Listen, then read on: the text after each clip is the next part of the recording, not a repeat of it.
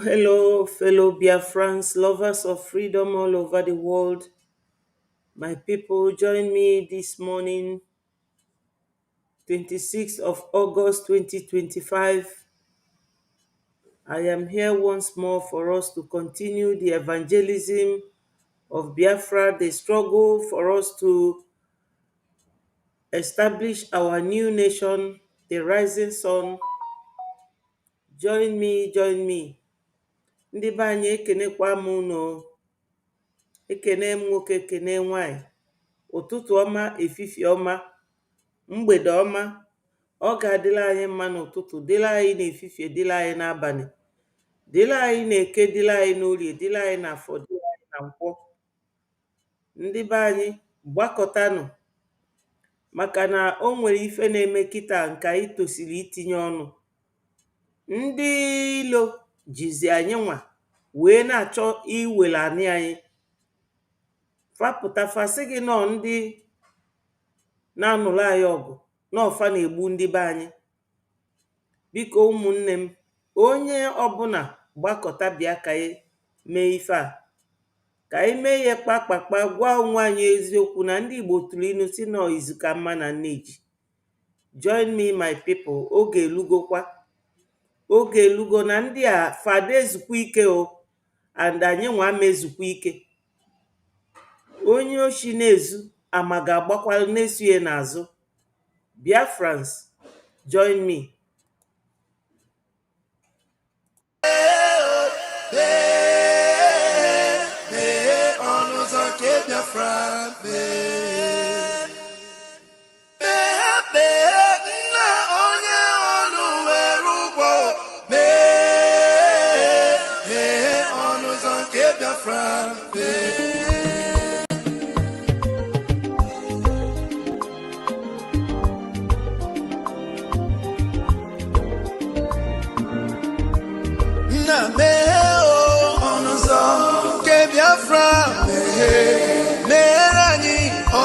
Ke Biafra na meheranyi onuzo ke Biafra meheranyi onuzo ke Biafra Tell me what we do, everybody want to kill us. They want to take what belongs to us. Try. We they love our neighbors, so we they love ourselves too. So it is written in the holy book.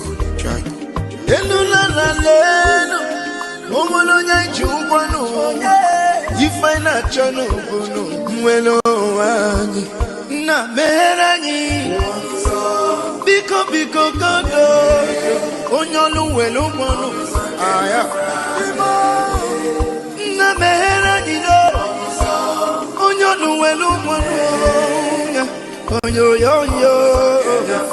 chai chukwu kikele anyị na bogi bia nyela nyako. The time is now, we want to go. Remember your promises. Oh, na me oh, onuzo ke Biafra meranyi onuzo ke Biafra na meranyi onuzo ke Biafra meranyi onuzo ke Biafra Ndị Roma anyị gburugburu anachi wepụ ndụ anyị n'ike. Shaka. Oh, they are holding our lead. Mazinambika. Now is Prime Minister. Mazin Simon. We shall rise and defend our land. The land of rising sun is our hope.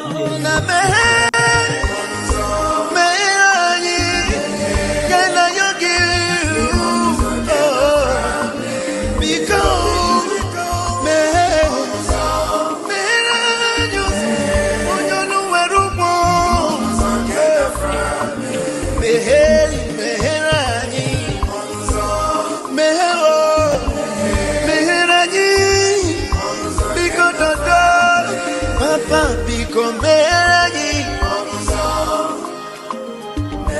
anyị na yogi biko nu site ndị mmụọ gị ka meghe iwe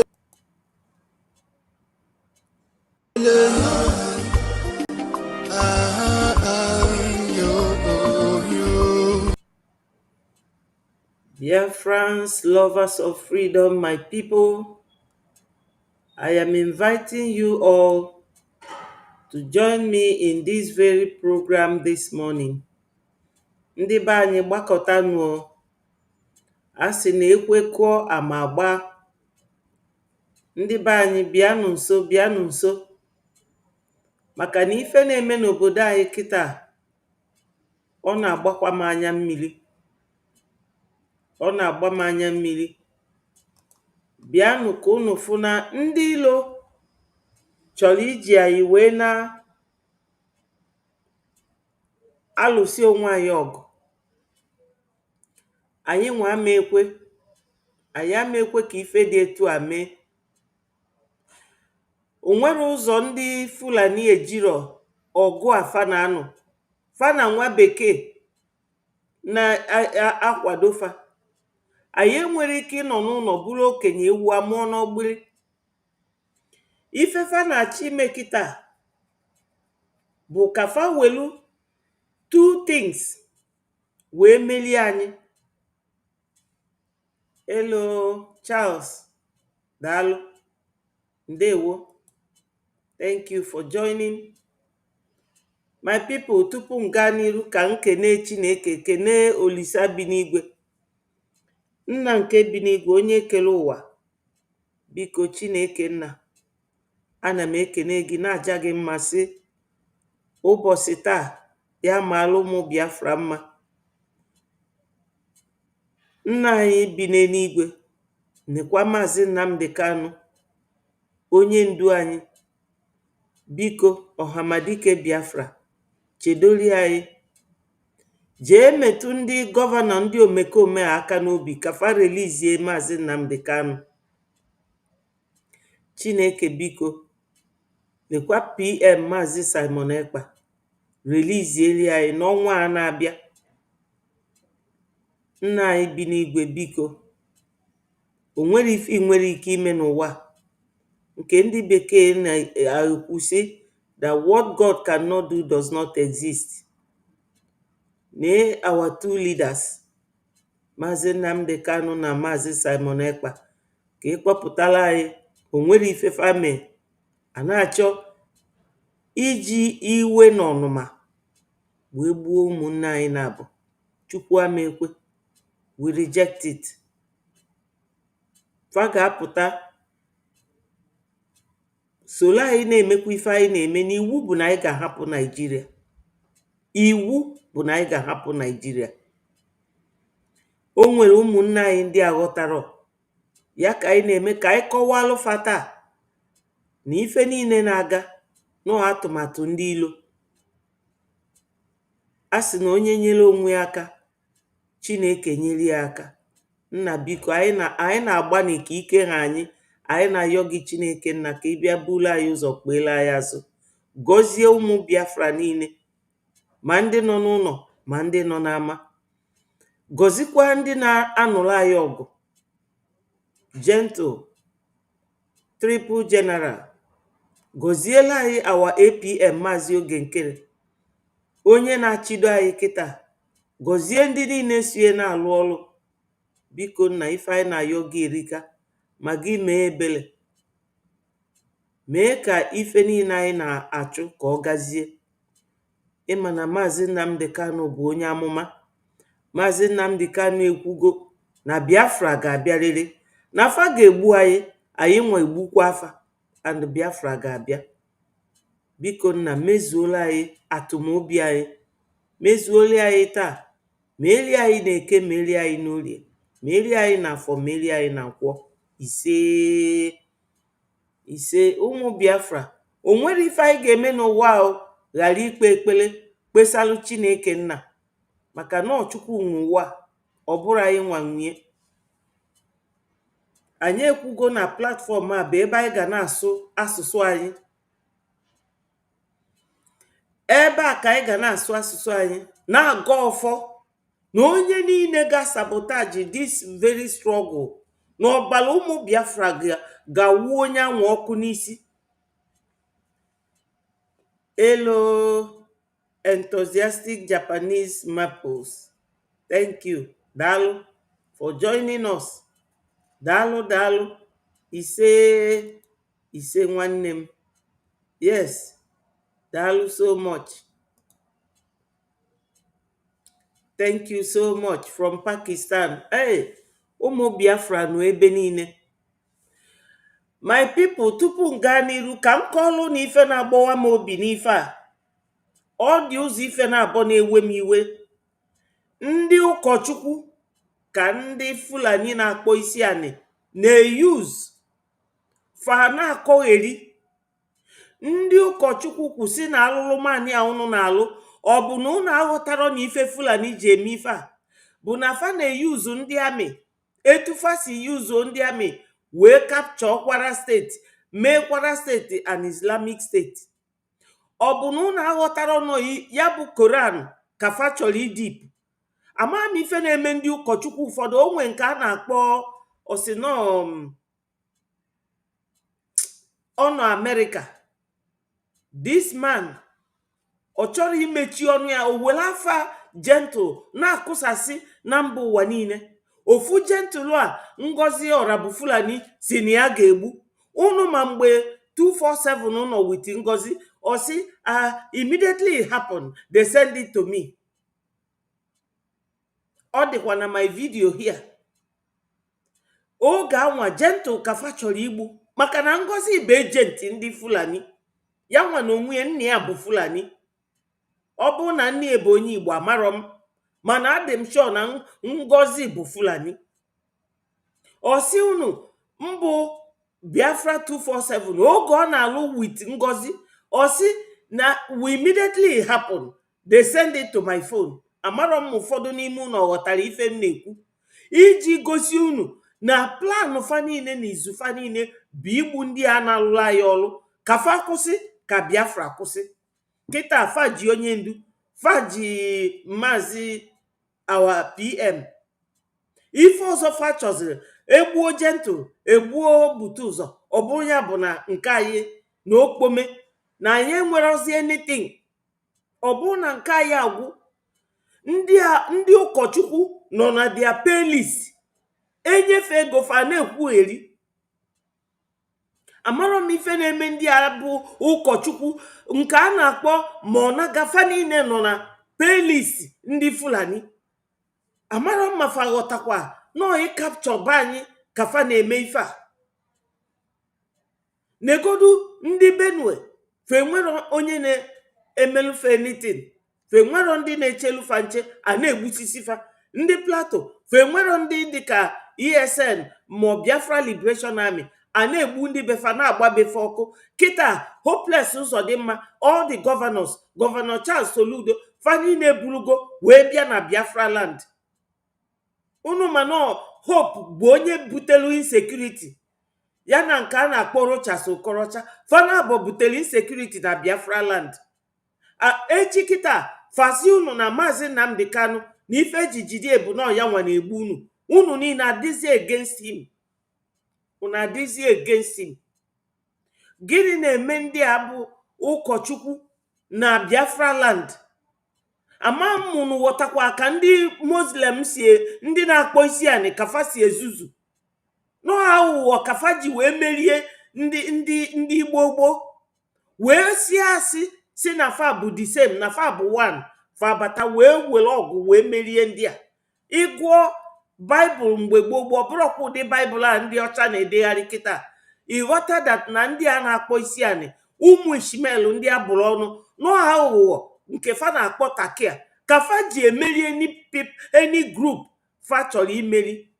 Ndị be anyị wee na-ezuzu wee na-eso ndị Fulani. Fa jiri nwayọọ nwayọọ wee na-akọva n'Igbo.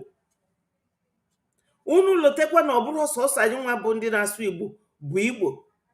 Enwe 3 ethnic groups na that region. before azaba Nigeria, kedu ife a na-akpọbu anyị before? Ọ ife unu ga na-ajụ onwe unu.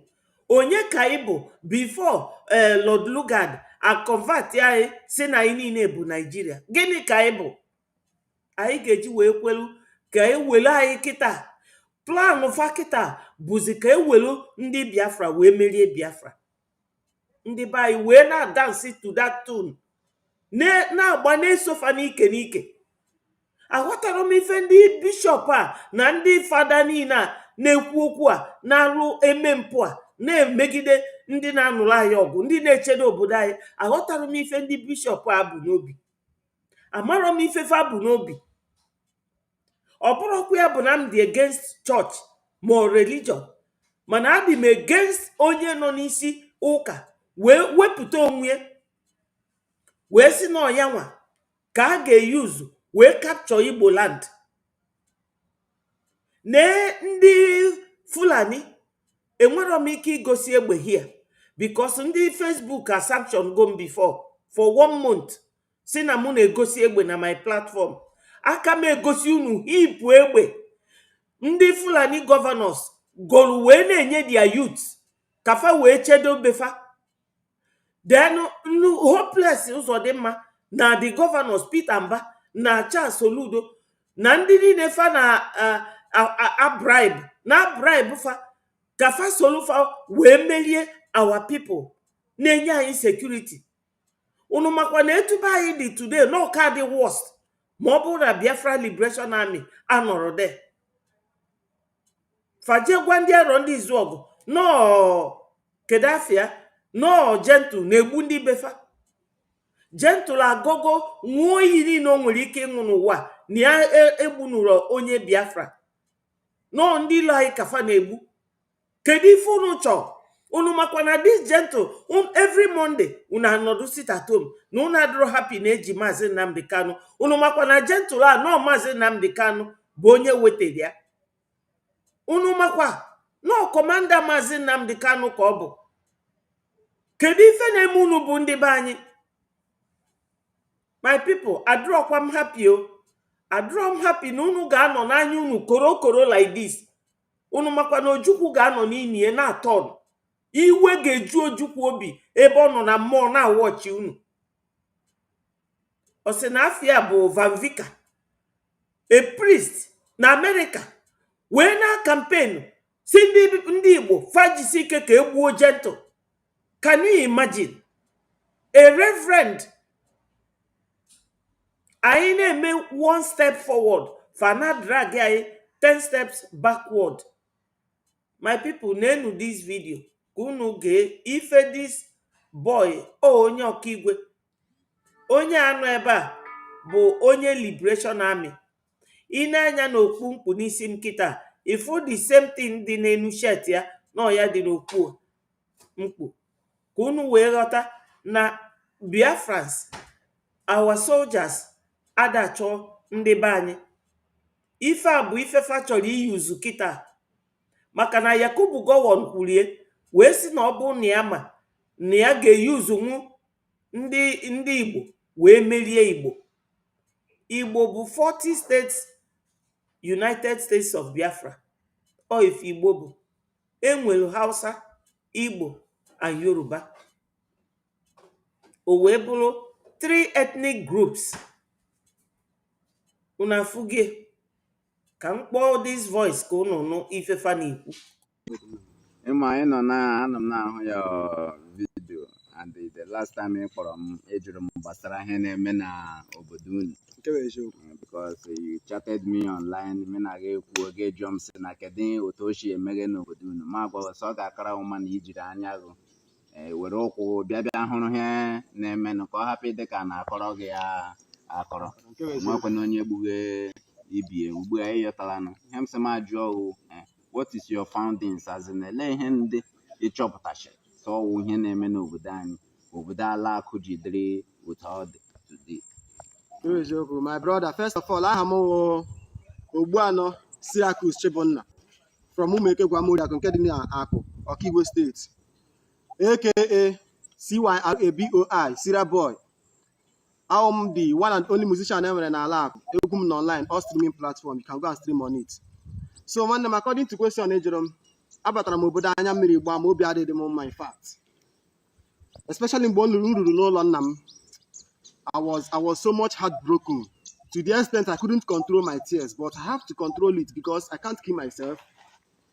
Well, let's take the risk, but I will can be made the investigation. First of all, akụkọ ọma nọgodi die because eche m na mgbe nna abata a ga-akwụsị m n'ụzọ jụọ m hey ka ebe isi mee m nke a but I came into the village freely and I'm moving around freely. I have nothing in mind. So ndị a na-akwụkwọ n'okwu ha ụkwanị ụmụnna anyị onweghị onye nke hụrụ around because ha anaghị ebi n'ụlọ ndị mmadụ. So a bịara gbaa ụlọ niile ọkụ mụ na-emezi my investigation na-ajụ villagers, both the house owners ha gbara ọkụ because they meet ha while they were packing the zincs of their house that was burnt down. So ha sị m na ọwụghụ gentle with their problem, no Nigerian terrorist army with their problem. No ha na-eme ha bịa ha gbaa ụlọ niile ọkụ. Even the last invite ha bịara na my village work community, ha gbagburu one person a na-akpọ Ifeanyị a na-ayọ Okorie Ewi. Ọ na-agba nta o si nta na-abata ha gbagbuo ya si na ọwa informat. So emere m the interview ha wee na-akọwara m na-asị m na nwanne anyị nwoke the DSS messenger aha ya wụ Onyedikachi Egwu ọnwụ nọ ya wụ onye messenger DSS Nigeria terrorist na-eyuzu ya kpọrọ Nigerian army terrorists. Fulani Janjaweed eyinyere kaki ka ha na-abịa agba ụlọ anyị niile ọkụ. They have set everywhere and blazed. Mere ọhịa ji too n'ala obodo anyị today. Ndị nne na nna anyị agbafe isi go njụọ ha ka ihe mekwa ndị nne na nna anyị ji agbafe isi ọ maka gentle mere ha ji agba ọsọ. Ha si gentle ha ọ na-ahụkwana ha anya na ahụ bi n'ime ọhịa n'ọnwụ ndị amị bịa na ha agbalaga maka ndụ ha ndị amị bido gbawa ụlọ ha ọkụ. So nwanne m ọ dị experience m nwetakwara. Concerning ihe ndị ọzọ a na-ebo our commander Maazị Gentle, enwebeghị onye Maazị Gentle gburule n'obodo unu before kemgbe isi yọta ihe na anụ Maazị Gentle na ala akụ. Nwanne m nke bụ eziokwu ejighị m mkpụrụ anya m ebu ọhụ ya. Adị ndị obodo na-agba njụ sị m na Maazị Gentle anaghị egbu onye aka ya dị ọcha na ọkwa ha ma na village ugbu a na ha ọmụgo. So my brother, ndị akụ ihe nnachi igwu na oge erule mgbe unu ga-ebili baa n'ụlọ echiche ga mara ebe mmiri si baa n'opi ụgbọgụ mara onye wu na problem ọwụ Gentle wawa problem. Biafrans, ife nji eme vidio anụnwa o nwelu my people tupu m gaa n'iru ka m kene onye ọbụla nọ ebe a. Ana m ekenekwa our brother Charles Royal, thank you for joining us. Eucharistic Japanese Maples, thank you. My brother Rage and Fury, thank you so much. Chinenye nwanne m daalụ, ndewonu for joining. Nwanne m iwe ji m n'ụtụtụ a maka na o nwee vidio na-trend. Unu mana ndị ilo anyị fa ga-aga to any length ime kisho na Biafra abịarọ. Fe jidego onye ndu 5 years now. O nwee vidio voice m ga-akpọ ka unu nụ. O nwere onye isi ndị Boko Haram. Onye isi ndị Boko Haram oge Shetima bụ gọvanọ na Borno steeti n'ụlọ ya ka find nwoke anwa wee jidie jee tụnye n'ime mkpọrọ. Unu ga-ajụ onwe unu the man ọka nọ n'ime ụlọ mkpọrọ kịta ahapụghị. Shetima na Buhari ọfa fọmụ na Gumi ọfa fọmụ Boko Haram. Kịta ISWAP join gofa. Everything fa na-eme dị fa n'isi. Ife niile fa na-eme bụ fanwa na-ekrieti, fanwa na-atụ atụmatụ, fa na-eme ife niile. Ejide the man rapia. Onye ndu ada egbu mmadụ, onye ndu ebiro na Nigeria, onye ndu biri onwe abroad. They will fail and they will fail again. Yes, Prince Ibe, daalụ so much. Chukwu gozie gị. Ife niile a na-eme kịta bụ atụmatụ ndị nwa bekee na-agwa ndị Fulani ndị ụbụrụ adịrọ n'isi. And Yakubu Gowon ekwu gị before na ọ bụrụ na ya ama ya ghara ịnụ agha. ya mee waste time n'agha ya ewelu ndị Igbo wee merie Biafra. That same thing kafa na-eme kịta using ma ndị priest nke a ha na-akpọ vika obi America, ọnụ ya na-adị wide ka ife na. My people, adịma like ịkpọ mmadụ afa, mana onye mee nke a ga-eji kwe akpọ ya. Ifefa na-eme kịta bụ iyuzu ụmụ bayi wee na-egbuzi onye ọbụla kafa wee capture Biafraland, because I see that a house that is not strongly built, that house falls. Inugo, any owner enwero proper and good foundation or that kuke ifuge. Dalo Leko, thank you so much. Thank you for joining us. So ndị be anyị ife na-eme kịta fajizi ndị Biafra wee na-egbuzi Biafra to capture Biafra, maka na ọgbaghara dị kịta ndị amị ọgbaghara dị anya ma enwekwa efe wee nụọ ọgụ a. Anyị etosiri ịdị na-eme onwe anyị ala maka ndị bi n'ụlọ ka anyị ji ekwu ife a. Those in the villages, unu ekwezina ka ndị aghọrịa unu na ndị Fulani ejego bute egbe governors wee na-eke ndị befa fa weli echebe ndị terrorist. Apụtazi ya na bayi ọ bụrụ unu nwa na-egbu onwe unu na-achọ ka unu gbuo gentle. Ofu gentle a Ngozi na 247 na Solomon chọrọ igbu, o wee bụrụ nwanne gentle kafa gbu. Unu nụrụ oge Kedafia 247 say immediately it happened. They send me the message. Unu nụrụ ya. Ofu gentle a kafa chọrọ igbu. Gentle a bụkwa maka onye ndu a unu ji anọ n'ụlọ every Monday. All this same gentle bụ onye unu nọ fa na-achọ igbu for no reason. Ndị Biafra na-eme politics wee na-eme across all these things. Onwe mgbe Hope Uzodimma na onwe ekwu si na ọbụrụ ndị IPOB no politicians. Unu wee na-achọ ka unu gbuo gentle onye ndu Maazị Nnamdi Kanu kpọtara na ESN. Unu wee na-achọ igbu nwoke a for nothing. Gentle anwụgolu unu iyi. Ọ ya ka m ji wee weta this video ka m gosi unu ebe nwatakịrị onye ọkaigwe nọ na-akọwa na onwere ife gentle na-eme na befa. Egosikwa m the same video, mana ife meziri nji wee dịtị nji ewe m iwe kịta. Unu mana onwe ife a na-akpọ AI ya onwe mgbe ọ na-ebu Donald Trump a na-asị oh leave Biafrans alone, no this and that. Ọ bụ no AI kịta femego AI wee si no gentle gosi ebe a na-egbu people. Ndị anwa a na-egbu egosifa mana egosiri onye na-egbufa, o wee bụrụ voice gentle kafa ji AI wee mee. Unu na-afụ ya. Ndị ESN fa bido today. Ọ bụ na gentle chọrọ igbu ndị Biafra, ọ dị unu ka onwere onye ga-afọdụ fa wee na-achọ kafa ga-esi wee gbuo gentle. Ofu ife a Ngozi ọra bụ Fulani chọbara kemgbe etu a ga-esi wee gbu gentle, because Ngozi na-alụlụ ndị Naijiria ọlụ. Kemgbe Ngozi ji wee kee Biafrans into two, kewaa ndị na-eme atụnya bụ ego. Unu anụgozi ka Musa na-ekwu okwu again, maka na oge PM nọ anyị niile nọ together na-atụ ego. Musa all this our account ndị na-atụ ego abroad.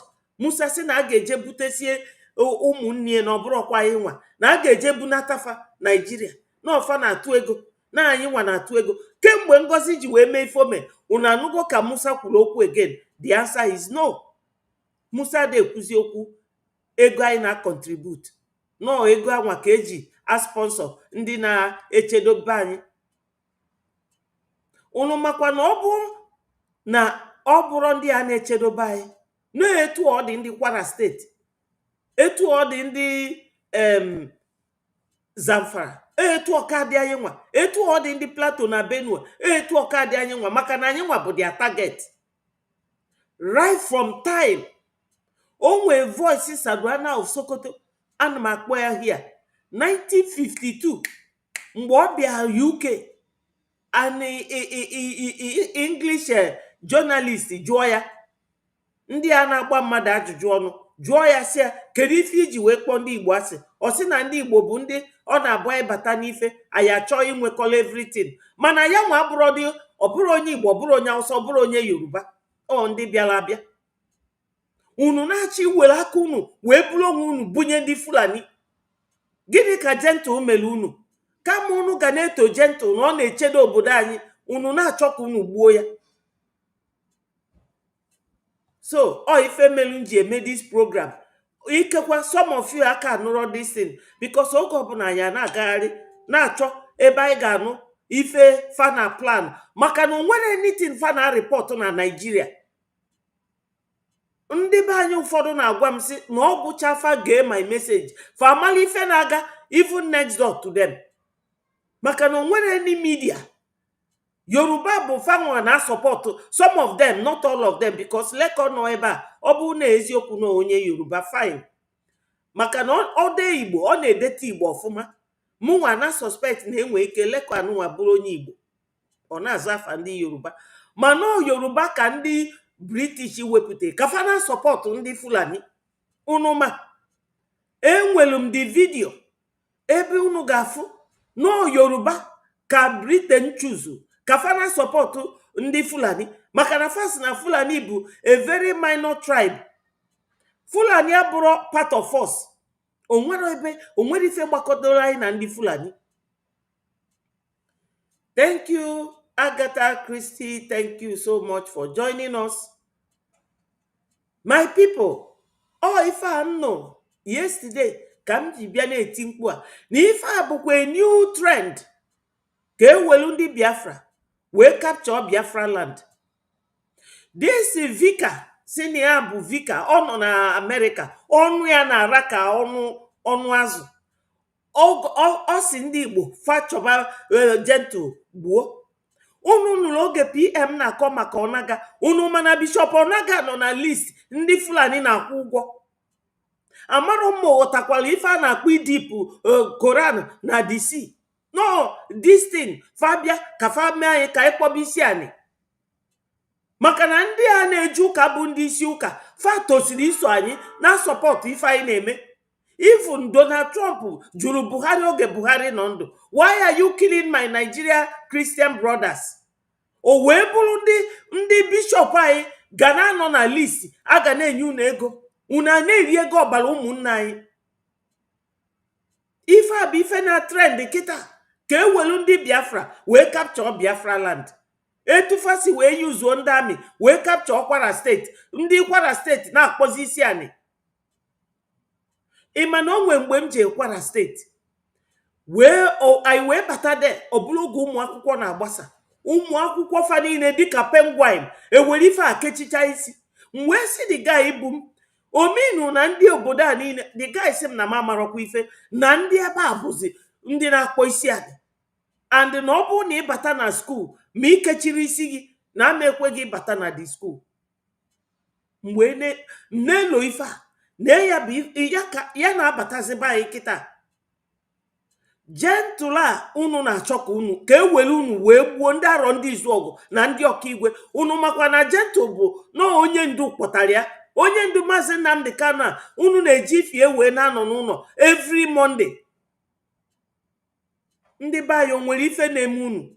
Onwere ife na-eme unu? Unu mana hope ụzọ dị ma ọ dị governors ka fa na-use ka ewelu ndị be anyị wee mezie ndị na-akpọ isi anyị.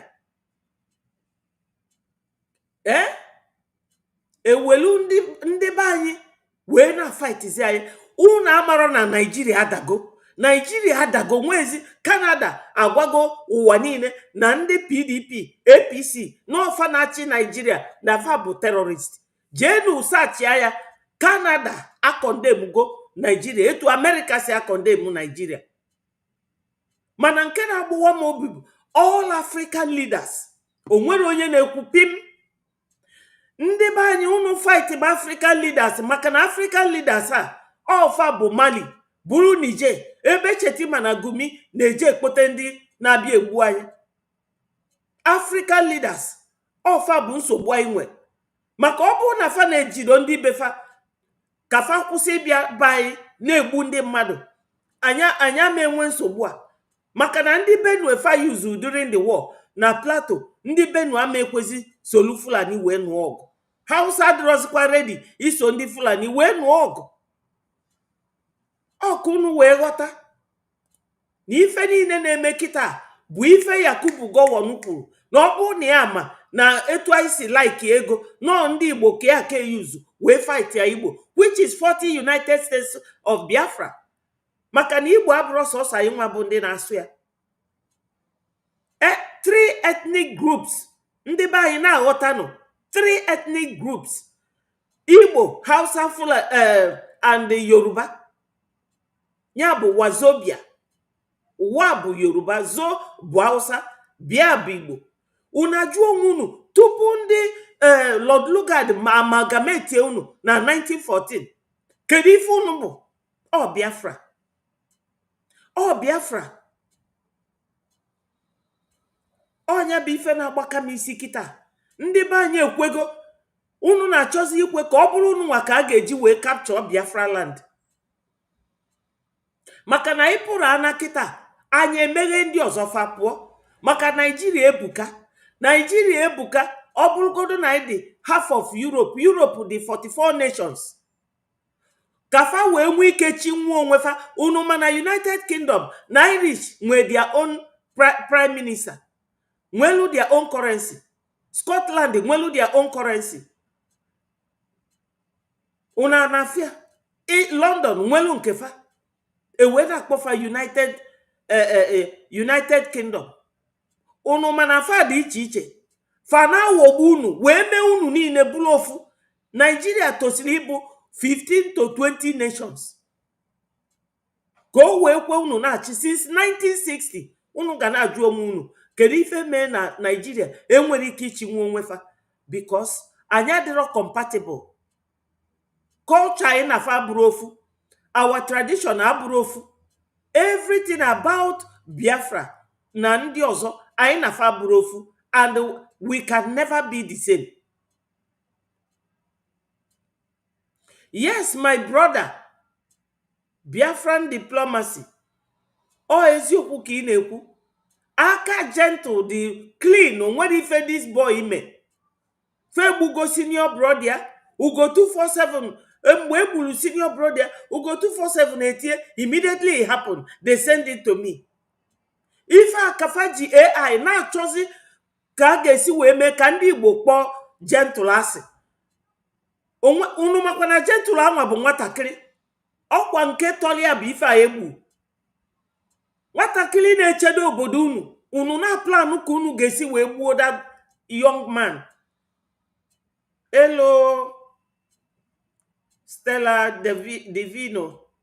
Daalụ, ndewo. Ka nna akpọkwa voice a na-egenu voice nwatakịrị onye ọka igwe a ntị. Ife ọ na-ekwu maka gentle.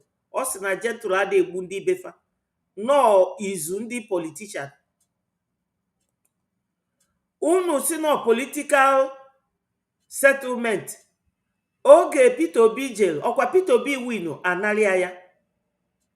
Achọkwu m iji ohere a wee gwa ndị be anyị na ndị nwe obodo a mbi, ndị nwe ebe a mbi, fa gwago Fulani, ọ dị na memo. Onye a na-akpọ Showore, onye Yoruba, nwe nke a na-akpọ this media Showore si na enwelu memo that an Igbo man can never rule Nigeria.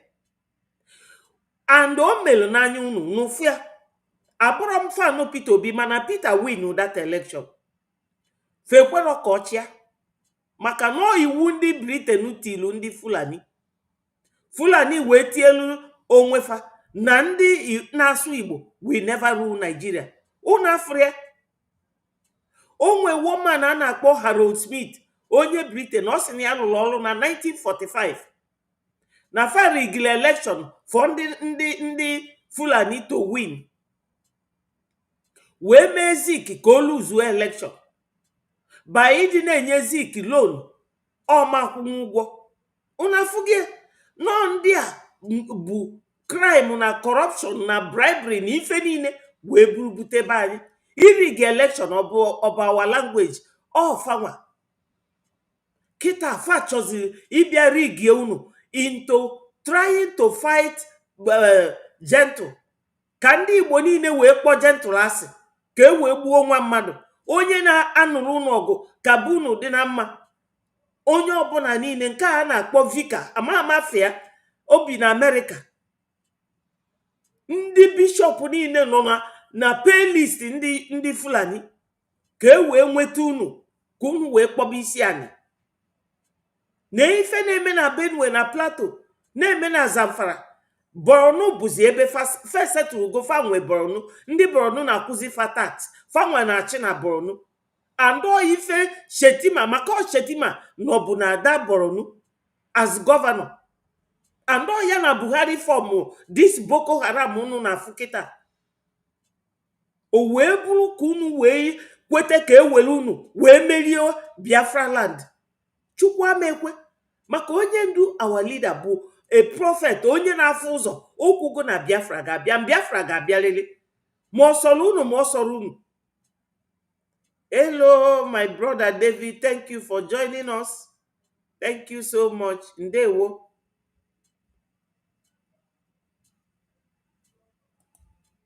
Thank you so much. Alozie. Dalo. Ndewo my brother. Kita ifefa na planuzi ga-eme ka ike gwukwuo anyị nwa bụ ndị bi n'obodo oyibo. Maka onye ndị oge o jere Amerịka osifa na ọkwa unu nwa bụ ndị bi abroad ga-eweta Biafra by supporting anyị nwa na-anwakwa ike anyị. Mana ọ bụrụ na egbusie ndị kọmanda a na-echebe anyị ka ezi ife anyị na-anụrụ ọgụ. Onya ka njisi unu na the new trend kịta bụkwa iji ndị Biafra wee capture Biafraland, dịka etufa si wee welu ndị amị wee capture Kwara steeti kafa kpọba isi anyị. Ọkwa nya bụ deeping of Quran na the high sea. Ọkwa the process na-aga ife a. Ndị aro ndị Zuogu na ndị ọkaigwe na ndị na-agba mgba ka e wee gbuo gentle. Ọma agakwala unu ama succeed kwa o. Unu ama succeed. Ọkwa onye ndu welu ndị a wee fa ya bụrụ kọmanda onye ndu. Onye ndu unu ji maka ya na-anọ n'ụlọ every Monday ka unu chọziri igbu onye ọkpọta ka ọ bịa chebebe anyị nche. And nwa mmadụ anwụgo iyi nwụọ iyi nwụgharịa si na ya na-egbu ndị be anyị, nọ ndị ilo ka ya na-egbu. Amarọ m ife na-eme ndị Biafra ife ahụ. Unu ekwesịna ka ndị gọvanọ sa alafuo unu. Ụmụ fa niile bi n'obodo oyibo.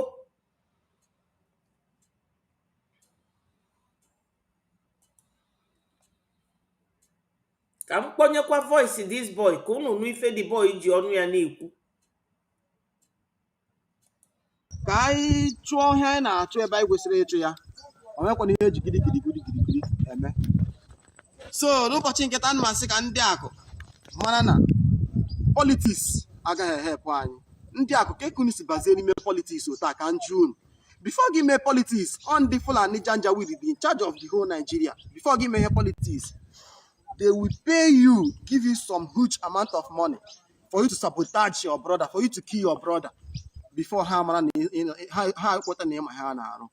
Can use only our sense? Can help each other politics no Buddha. In the politics of when Hage were trying, Kazibu Lokuno Buddha, in the Kakwa, the terrorists army about going on Abomanya Miri. I am not Cindy Bonine. Bicon, I'm calling on your attention or key to come and look into this matter to know that the problem of our people is army terrorists, which was brought by our brother Onyedekachi, a Fulani messenger, ordinary messenger. He has no rank. So, Oyane terrorize Aloki Limo State. Who Akugo Hogo, however, now Rojo Ebomon Ebe Kodike Akugo Hogo on the Hanana and Kochono. Among some of you are still listening to Ebe Kodike and the lies he has been spreading online. But this time, you people need to listen and know the truth. Can't whether the Ronya or Lakudode. Nezoku never talk and who no bodo. Giddy go. Lewete. Obara no bodo. ndị Igbo ekene dịkwara unu, udo dịrị unu. Ya gajere nwanne m Syria boy. Ọ ka unu were na-ahụ ịghọta. Biafran Liberation Army adịghị against anybody, adịghị against any community. As long as you are a real citizen of Biafraland, we are not against you. Even if you are a foreigner, it's not a tribal war or a village fight. Any village feel in the Biafran war, no Kahanjonishi, the Obudo Hagabacha war boss. Ndị akụ niile na-threaten our commander Mazi Gento, and ihe mere our commander na anyị maghị ebe oshi apụtaga, anyị maghị ebe ihe mere our commander na shi emere anyị. Let them take caution, because enweghị ọbụla mere our commander, we are going to hold every Aku citizen responsible. Biafran Liberation Army, we are not joking. We are not joking. We are only here to fight for the freedom of Biafra, all the Igbo race. If you like, understand it. If you like, don't understand it. Thank you very much. Thank you, my brother. Ndị a ka ekele m unu. Ụwa niile na-awọchị m ekele m unu. Awa ezigbo nwa afọ ala akụ na-ekwu. Ogbuanọ Chibunna Syracuse, aka Syria Boy, the one and the only musician emere na akụ. Egwu m dị online, titled Freedom.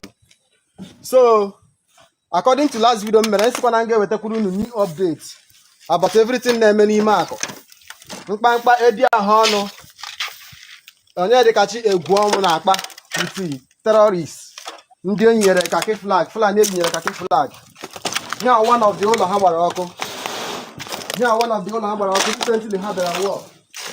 Edi ahụ ọnụ onye obodo anyị ogbuga anyị bụ ọkpago a lot of mkpamkpa nke na-agba anyị anya mmiri. Lekwa ya ele anyị ga-ahụ na ụlọ niile n'ebe a gwụrụ agwụ. It is finished. He burnt down everywhere. This is his community. Akụwụ community edi ahụ ọnụ. Man obviously return is there against his own community just because ego hope binyere ya. Ka o were rụọ ndị nke ya sabo. O were ya kpọrọ Fulani terrorists eyinyere kaki were na-abịa emebi isi everywhere. Ile anya here one of ofu onye agbara ụlọ ya ọkụ. Nna eme video ugbu a na meet ya sị thank God na m bịakwara hụ ya ugbu a na. So nna m abatara village sị ka m bịa m investigate everything na-eme. So were sị ka m bịa megodi video were kọwakwara mba ụwa na ndị akụ niile ihe na-eme n'obodo anyị. Were gwakwa ha na mkpamkpa niile na arụ niile a na-akpa n'obodo a wụ edi ahụ ọnụ onye dịkachi egwu ọnwụ na ọwụ nkwa Commander Gentle na-akpa arụ niile a. So anyị jisi ka njụtụgodi gị obere ajụjụ ka ị were kọwara ndị obodo mụ na gị ka o si adị ka anyị marakwa na onye na-akpa arụ niile a since a ihe a na-eme. So ị ga-aga m ala gị ka ị kọwara m onwe gị. Ụmụnne unu amụla ahapa m oke esi Kewe eziokwu nwa okere ekwezuo abatara n'ọmụlụ ụlọ after m mechaa bury my mom mere obere travel ka m shift oga zuo ike ebe a ka m na-akpọ m la phone na ụlọ anyị agbago ya ọkụ ma agbatute we awụzie that na edi ahụ ọnụ la ndị otu ya gbara ụlọ nna m ọkụ gbaa ma kitchen nne m gbaa ụlọ almost 3 building nọ la be ihu nna eji nna m ha gbakọrọ ya ọkụ. Onwe mpi nke pụtara la ụlọ a onwekwena ihe amam ihe the young man ga-asị na ọ bụ ihe anyị mere ya ọmanị m ihe m mere ya ọ riri m agbago mbe ya ọkụ ka agbara mbe nna ya achụga nkwanị m ya ọ dịkwa na onye be anyị na-achụ ya bet ọ bịazie were ndị Hausa la ndị otu ibe ya were bịa tụtụrụ ụlọ nna m ụlọ m amaghị mgbe anụrụ alụbụ nne m edi ahụ ọnụ bịa gbaa ya ọkụ la ndị otu ya. Ngwa nwanne m ya dịrị gị na mgbe ọ nwere ajụjụ ọzọ m chọrọ ịjụ gị. Lekwe ụlọ nke ọzọ nke a bụ dị ụlọ ukwu nna m. Lekwe another one nke agbakwara ọzọ nke nọ n'azụ ya ọ bụghị n'isi ngụ ha azọ hapụrụ anyị. Lego ụlọ my uncle my senior brother nke anọ n'ụlọ for long. Lee ya edi ahụ ọnụ mere anyị ka na ịma wee bụrụ ndị enwe ha ụlọ were bụrụ atụrụ enweghị onye nche. Ama m ihe edi ahụ ọnụ si ya mere anyị ma mere ya. Lekwe ma jen nwanne m nweta ma baro ma fridge ihe ndị a niile aga m ekwu ezi ma ocho ma ụmụ ihe ndị motorcycle m my senior brother ihe niile agbakọrọ ya ọkụ even am na o nwere ihe dị important my brother ha dochara ma rọba ha. So nwanne m mụ na gị nwe onye akụ. So mụ achọkwa m ịjụ gị ajụjụ ọzọ. Ilele anyị ịnọgo hụ activities dị ahụ ọnụ n'obodo anyị. So hụkwanị nke Gentle, ihe na-achọ ịjụ gị na-awụ since Gentle batara obodo ala akụ, ka isi hụta activities Gentle? My brother, ikwu nke wee eziokwu, Gentle alịghị achụ onye alịghị achụ ya. Gentle awụghị onye ọjọọ to my side. Kamgbe mma onye Gentle ụwụ, o mebokwana m ihe ọjọọ. Adọbokwana m mbata jakụ, Gentle asend ya ụmụaka ya chi chụghachi m azụ. Even mbata akụ alụmefi arahụ ụlọ ọfụma. But mgbe ọbụla m chetara edi ahụ ọnụ ụjọ abịa m agbafuo m n'obodo gbapụga. Nke eziokwu. Nwanne m abatara m obodo anyị a hụ ka ọhịa si tochie ebe niile. Even ụlọ nna m agbara ya ọkụ, obi adị m mma. So mụ garịwa si ka m mee investigation. Dịka m promisiri unu si m ga-continue with fresh updates about what is going on in my community. So ya ka na-ewetara unu today wụ 25th August Monday. So nwanne m ka m jụọ gị ọzọ because ahụrụ m na otu obodo anyị dị na ọhịa awụ nke ọ dị before. Alọtara m omeghị ndị nne nna ahụ n'obodo, omeghị ndị nna nna ahụ n'obodo. Ka ihe na-achụfu isi ndị nna ọwụ Ifeanyị na ndị otu ya na-achụfu isi ndị nna anyị na ụmụnna anyị nọ na vileji ka ọwụ ndị amị na-edi ahụ ọnụ utu ndị amị ndị Fulani terrorist ọ kpọrọ ya bata n'obodo na-achụfu isi ha. Nwanne m ikwukwe nke wee eziokwu lekwe ọ bụrụ Ifeanyị na-achụfu anyị ọ bụrụ Ifeanyị na-achụfu anyị ndị na-achụ anyị wụ ndị Boko Haram la ewetara anyị wụ edi ahụ ọnụ kpọwerela abịa because onwe na onye ha hụrụ ha na-agbagbu onye ara agbagbu onye isi dị mma egbu nwata egbu okenye. So mgbe ị nụziri na edi ahụ ọnụ shi ya mbịaje wụọ onye ọla agbafe isi ya like ndị okenye o nwere ndị dị mkpa ndị nke ahụ adịghị o nwere ndị nke akwụla azụ were gbaa ọsọ.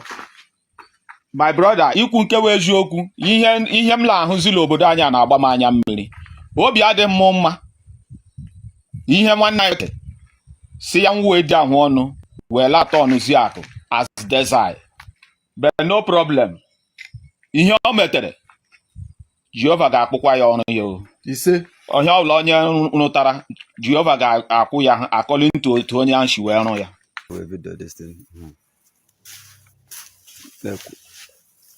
So ebe a na-aga ugbu a na another family, another compound, ka m gaga school na another house agbakwara ọkụ by activities of edi ahụ ọnụ with ndị Fulani. So ile anya here another place agbara ọkụ, here another place agbara ọkụ. Ọ bụ edi ahụ ọnụ with Fulani Janjaweed, Fulani terrorists ndị bịara gba ahịa ọkụ. So without wasting time, dịka nsi unu na m ga-ewetara unu updates about the things na-eme na village anyị. Here awụkwa another building from another family. Edi ahụ ọnụ gbara ọkụ n'ime obodo anyị nwa akụ. Here awụ ụlọ nna Friday mmadụ etochi nke dị n'ime Ọdọọmị akụ. So ọ gbara ya ọkụ ka m gosikwa unu round. Unu hụ ka edi ahụ ọnụ si turn the condition of this family upside down. Ka ịhụ ya. So ụmụnne m ndị na-anụ olu m, here awụ ụlọ edi ahụ ọnụ gbara ọkụ. Lekwa sọsọ nke ọ hapụrụ ebe a. Lekwa ndị nwe ụlọ a, lekwa ụmụazị ya na nne ya with nna ya bi n'ụlọ a bifo abịa gbaa ya ọkụ. Lezie ụmụ fọ ọzọ ha ndị bi n'ime ebe a lekwa dịka ebe ha bi bikos ha gbago mee house ha ọkụ. Ọ wee edi ahụ ọnụ ka m gagosikwa unu ebe ọzọkwa edi ahụ ọnụ gbakwara ọkụ na my village wụ akụ, which means agaghị m egosi unu all of them because o buru ibu, but I'm doing with evidence. That's why I have to show you people some places. Ọkwa another house Nigerian Army gbakwara ọkụ again n'ime obodo anyị nwụ akụ. Here awụ the main house Friday mmadụ echesi rụrụ. Here awụ dị ụlọ ha gbara ya ọkụ gbaza ya ọkụ agbara ya ọkụ Nigerian Army ọha ndị gbara ebe a ọkụ. When I turn on the condition of this house, this building like this, unu ahụgo ya. My people, you have all seen it. Unu afụgo ife na-eme na be anyị. Ife niile a bụ ife kpatara m ji wee sị ka m pụta tata ka mụ na unu wee kwuo. Ọ bụzi etu esi achụ ndị be anyị kirikirikiri. Unu afụgo ife na-eme kịta. Nwanne m Chichi daalụ, ndewo. Obasanjo, ọ ya ka m na-agwa gị. Obasanjo bụ another one na Yoruba land. O so wee gbuo ndị be anyị. Obasanjo unu fụ ogbucha ndị be anyị oge iwu anyanwụ nọ I beg your pardon. Oge iwu anyanwụ nọ ndụ, iwu anyanwụ wee kpọta ya na Hopeless Uzodimma n'Imo steeti. Onye na-egbu anyị, unu na-ewelkọm fa. Amarọ m ife na-eme ndị Igbo ka m kọọrọ unu nsogbu ndị be anyị. Ndị be anyị na-echezokarị anyị nwe obere echiche. Ịma na ife Usman Dan Fodio rapụrụ ụmụ ya ka fa ka na-eme now. Mana ife niile ndị a mere anyị just na 1967 of yesterday. Ndị be anyị eluzogo. Ndị be anyị eluzogo. O nwee vidio m ga-egosi unu. Nwanne anyị nwaanyị bi Lagos ka unu ga-aghọta ife etu ndị be anyị si elo ilulo. Ama m ife na-eme anyị. Anya na-echeta echiche onwe anyị.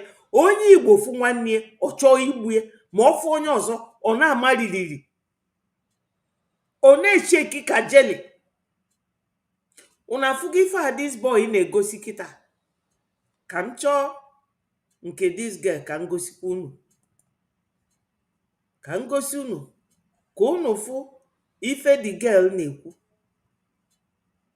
Maka na ọ na-adị mma ịnwụta nwa nkịta akpị igosie ya ka ọ ghara ịdị ya ketụrụ ya mbọ. Ị na-aghọta? Ehe. Ka ọ ghara ịdị ka ọ nọọ mbọ ka ị na-atụ ya.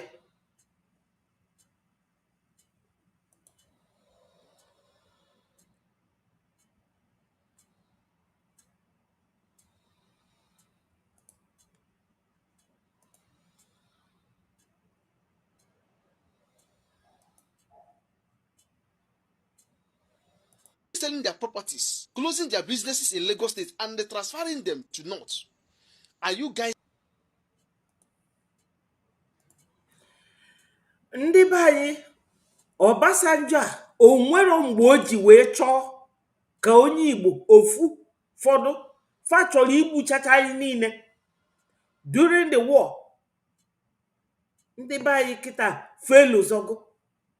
Kama ndị be anyị ga-abịa nata n'obodo anyị, dozibe obodo anyị, achụọ fa na Lagos, achụọ fa na Mushi, fa kwaluga n'Oshodi, achụọ fa n'Oshodi, fa kwaluga n'Ojota, achụọ fa. Ife a ka ndị Igbo nọ na Yoruba land na-emegheri ka ndị isi adịrọ mma.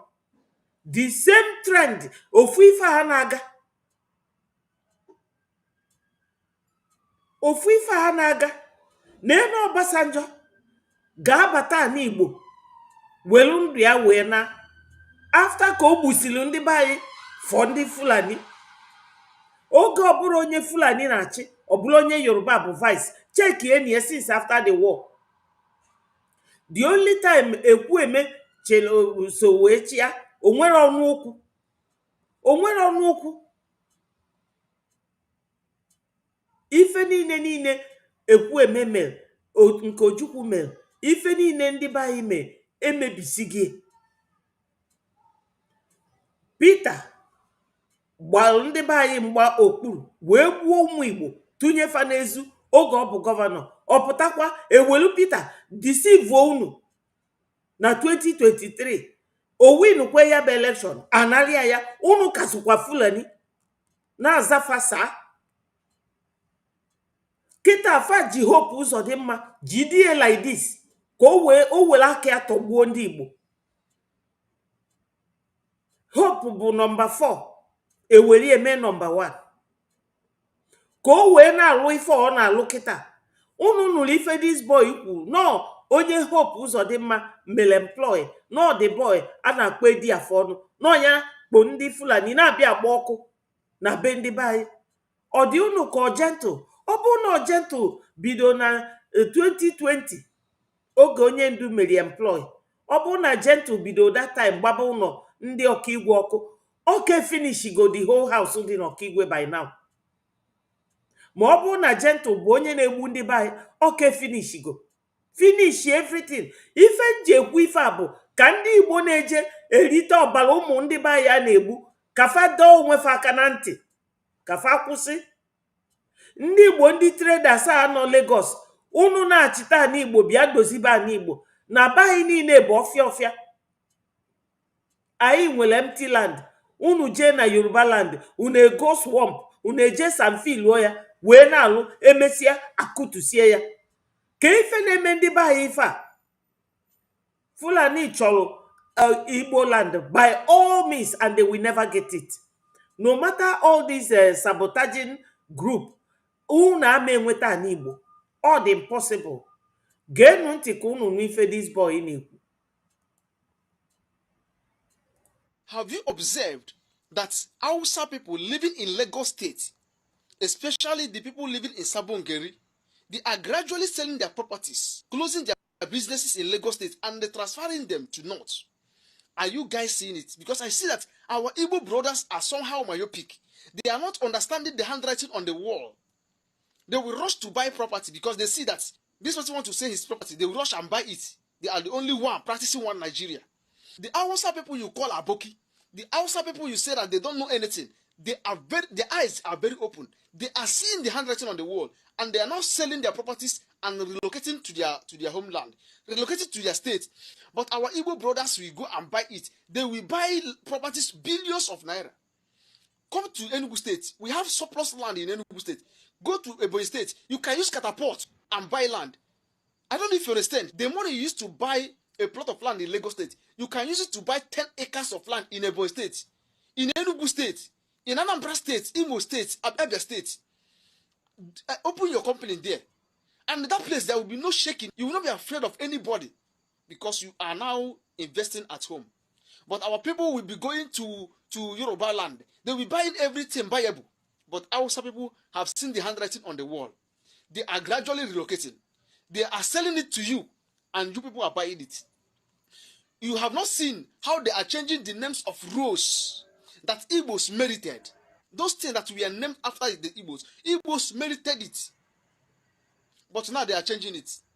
Changing it. One day they will change the ownership of that your house. That's how you say that belongs to you. You bought with the billions of naira. They will change the ownership.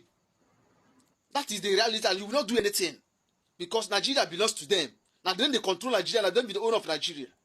Una anụge nwanne anyị nwoke a ife ọ na-alụtụ aka bụ nke bụ eziokwu. Fa niile bụ economic jihad. Igo ụlọ akụtuo ya, inwe biznes agba ya ọkụ, inwe ụlọ agbabeghị ọkụ. Ndị niile agbalụbefe ọkụ na ọkaigwe kịta, kedu ebe iche na fabi?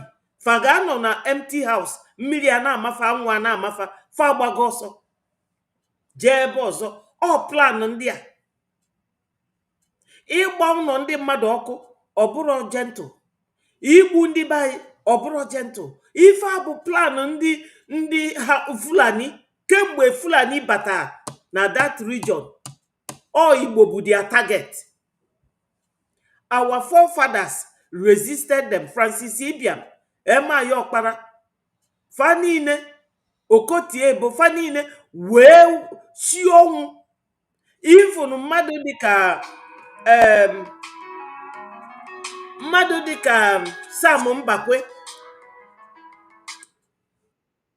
Hello.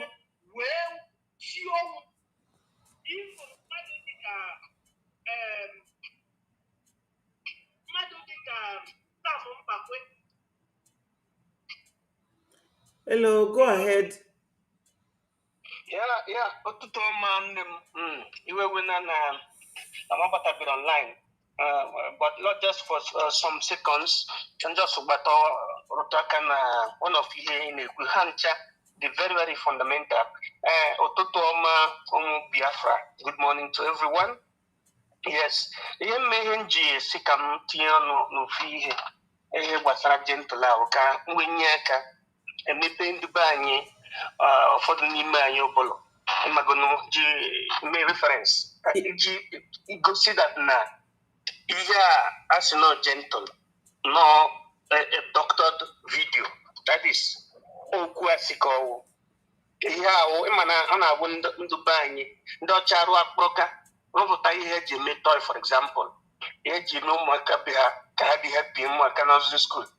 The next onye ndị Afrịka fọrọ na especially ndị si na obodo a na-akpọ Nigeria ha jide ya gaa rụzie akpụrụka rụzie were mebisiwe ihe. For example, all this yehu a na-ekwu okwu ya, yehu plus ka na-ekwu okwu ya, all this 419 na ụmụ ndị agụchi ndị be anyị gụrụ secondary school agụsi onwe ihe dị ha n'okpuru isi ama ohise ihe niile ihe ha ga-aga amụta woo ka si eme cyber crime. Yehu akpọzi ya fasino yehu na yehu wuo email address ka ọwụ machine eji eme email, but abịazi na Afrịka ọ bụrụzi email ka ọ pụta ihe ọ pụtazi bụ 419 picking pocket.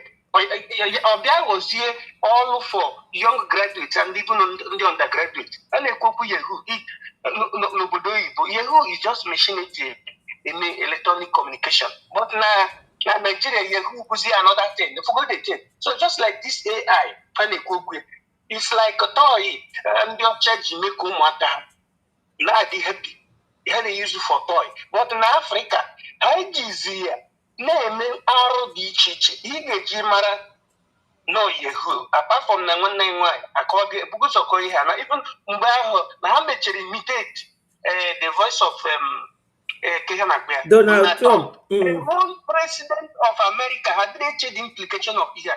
Ojugbo ka win relation ndị DOS Bruzo with the belief because na ha ma na anyị nwere alliance with America na headquarters anyị nọ na America and onye ọbụla na hope on ihe Donald Trump ga-eme maka ka anyị na ha dị na mma.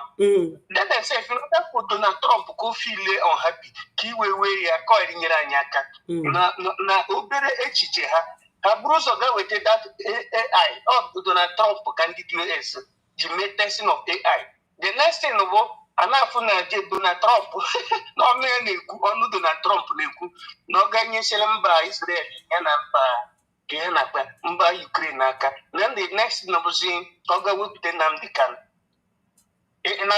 Bụrụ mgbe Donald Trump ji kudiri edotu but na ndị a na-adịrị echiche ewetela AI ga-etinye president America so that a ga-emebi our relationship. Amakwa na na-ada ama ọdịiche dị n'egbe na egbe a na-ada ama ihe dị doctor. So nke gbasara this nke a na-eme imitate gentle na-akwa gentle ka si na-enye poison ya na the whole commanders akwa ihe a bụ ihe na-egwuru ha na enyere poison. Onye kedu ka onye na-aya poison onye dị hospitalized ọ ihe aka na-enye na news last week.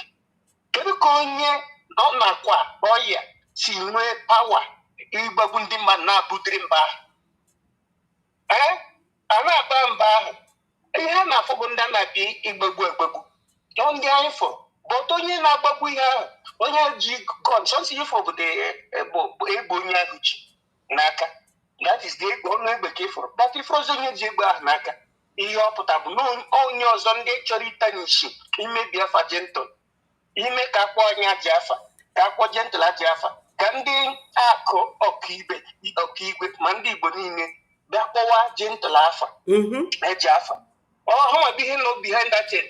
Onye na-eme ya abụrụ gentle gentle ihe ọ nọ nwoke protect and but na another person ga-use AI technology may activate the voice will change it just with a clone the voice of gentle the yehu yiri voice here then place here.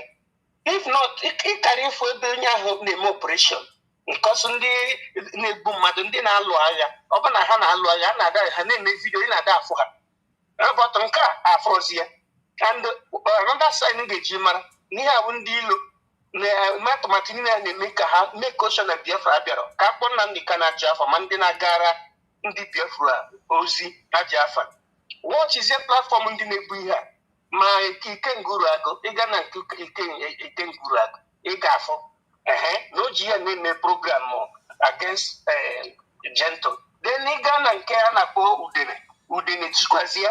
Ghana platform ndị niile dey against the coming of Biafra. Hancha GMA program. Ghana nke Jovika ọnụ Igbutu. The same thing because na Hancha plan ihe anụnwa to tarnish the image of gentle Yehu. So ka ndị mmadụ ndị Biafra adịna too much fast. They should, that is, anya gezi na ndị anti. Ha na-eme everything because ama na Nnamdi Kanu emerigo ha. But ihe na-ade eme ha, akwa ha ga-eme mbọsị aka ndị Igbo politicians. Ha nwa plan ka ha ga-mee invite Julius Malema ka ọ bịa bịa mmeri ha lecture. Ọnụ na-amara na Julius Malema no freedom fighter. Freedom fighter ihe nwe mee dedo worse than nke Nnamdi Kanu. N'ihi na ha nwa n'onwe ha fighter, that is ndị ahịa ha na-promote. South Africa fighter directly ndị ọcha. Ha nwere too intelligent to the extent that na ha na-afụ ndị ọcha as enemy. Ọtụ ndị be nke anyị ka na ama jijiji ebe ndị ọcha nọ. Na nnekwu ndị ọcha ha na-ama jijiji ebe ndị Fulani tukwetukwe akpọ mmammiri, nwoke tukwetukwe anwụ mmammiri ka ha na-ama jijiji ya na-eti ya yesa ndị fada esoro ha na-eti yesa ndị fada na ndị pastọ ha dara afụ ndị Fulani as the enemies. Ndị ha na-afụ as enemies bụ ụmụnne ha. Ndị fada na-alụsa ndị fada ibe ha ọgụ, pastọ na-alụsa fada pastọ ibe ha ọgụ, ma ndị fada ibe ha na-alụsa ndị Igbo ibe ha ọgụ. Ha dara afụ ndị na-akpụ isi na as enemies. Politics ga-eme ndị politicians na-achọ ịrụ akpụrụka while ha na-ese ndị ụmụnne ka ha gbagbusi ụmụnne ka ga gbagbusie ndị na-echekwa obodo anyị. Ha gakwa na gada diplomatic level gaa mezie another freedom fighter from South Africa a na-akpọ Julius Malema, invite ya bịa. The whole lawyers niile nọ na the zoo, almost all of them kachasị ndị Igbo ha juru ebe ahụ. But ihe ya watch this man, ihe this man na-ekwu is exactly in support of Mazi Nnamdi Kanu. Ma ọ bụrụ na a ga-watch ihe ọ na-agwa dị there. Na ọ na-ekwu ka ndị Africa unite ya si na ndị ọcha the West na ha bụ enemy to Africa, na ha kwesịrị ka enwee their justice system. Ị na-agwa ndị Nigeria about justice system, ha na respect the law, ama ihe na-akpọ law. So na nke ahụ keriri ihe a waste of time n'ebe onye a nọ nke ha na-akpọ Julius Malema. No waste of time because na ndị nwa nọ na-akpọ ndị Nigeria they didn't fight the colonial masters for independence to start with. They have been by freedom fight. Not just I kpachara nye me invite. Ọkwa na ha na-hapụ. But n'ihe niile the man na-ekwu, they were not listening to it because mụ agaghị m gee ihe ọ na-ekwu. N'ihe ọ na-ekwu. Ịma ife bụ nsogbu ndị be anyị. Ndị Igbo abụrụ political animals. Ndị be anyị bụ ịzụ afịa. Ndị be anyị adị political ka ndị Fulani a. Ọ ya ka Fulani ji wee dị very few na control brain fa niile. Ma ndị a sị na fa gụrụ akwụkwọ na-ezuzugharị ka eke eho bishop ga-ekwete wee dị na list onye na-fight ndị befa a na-akwụ ya ụgwọ.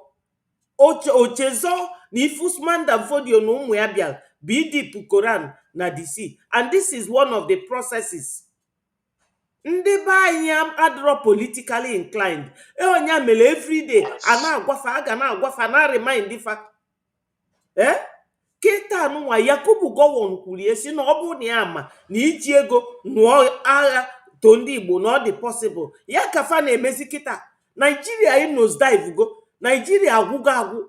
Anyị nwa bụ nwantịntị ka ọfọ ka enweta Biafra. Fa na-eyuzuzi ndị be anyị wee na-achọzi ịkọnka Biafraland. Agwa ndị be anyị nwe obere okwu fa jump to it.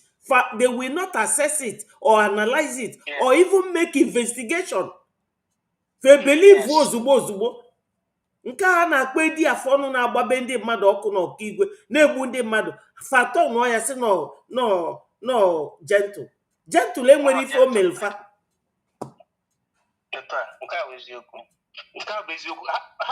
Ha jizienụ m nwanne m nwaanyị. Akwa gentle a akụkọ ya na-aga that na the whole commanders ga meeting appoint no ha ncha. Keti ọ nọzi n'ụlọ baby na akwa ọya na ebe ọ dị hospitalized Guys, madam. Oh, okay, Simple question. Apart from Mombasa Potara before I'm in her poison, according to it, the last video crossing a man put us again in the video. He had very cool of their way, Sindiaco, neither against them, no idea for that particular video. Or may say that video. But when is the next thing else I thought, but now poison with these people. The same people sequana poison only and one. I can't check the poison. Even one of them put up a quote, sick bele. One of the commanders, sick bele. And Jamaica. Yeah. So when co created 2 days ago or 3 days ago, KZBS only the hospitalized Sibia, when the actually Tibia, but we send them mad. And Bana Joe, those people question. I seen a hand use pump action. You got to go. Only BLA they use pump action. Both walking stick karaka boy asoyeba ikuta ni neme.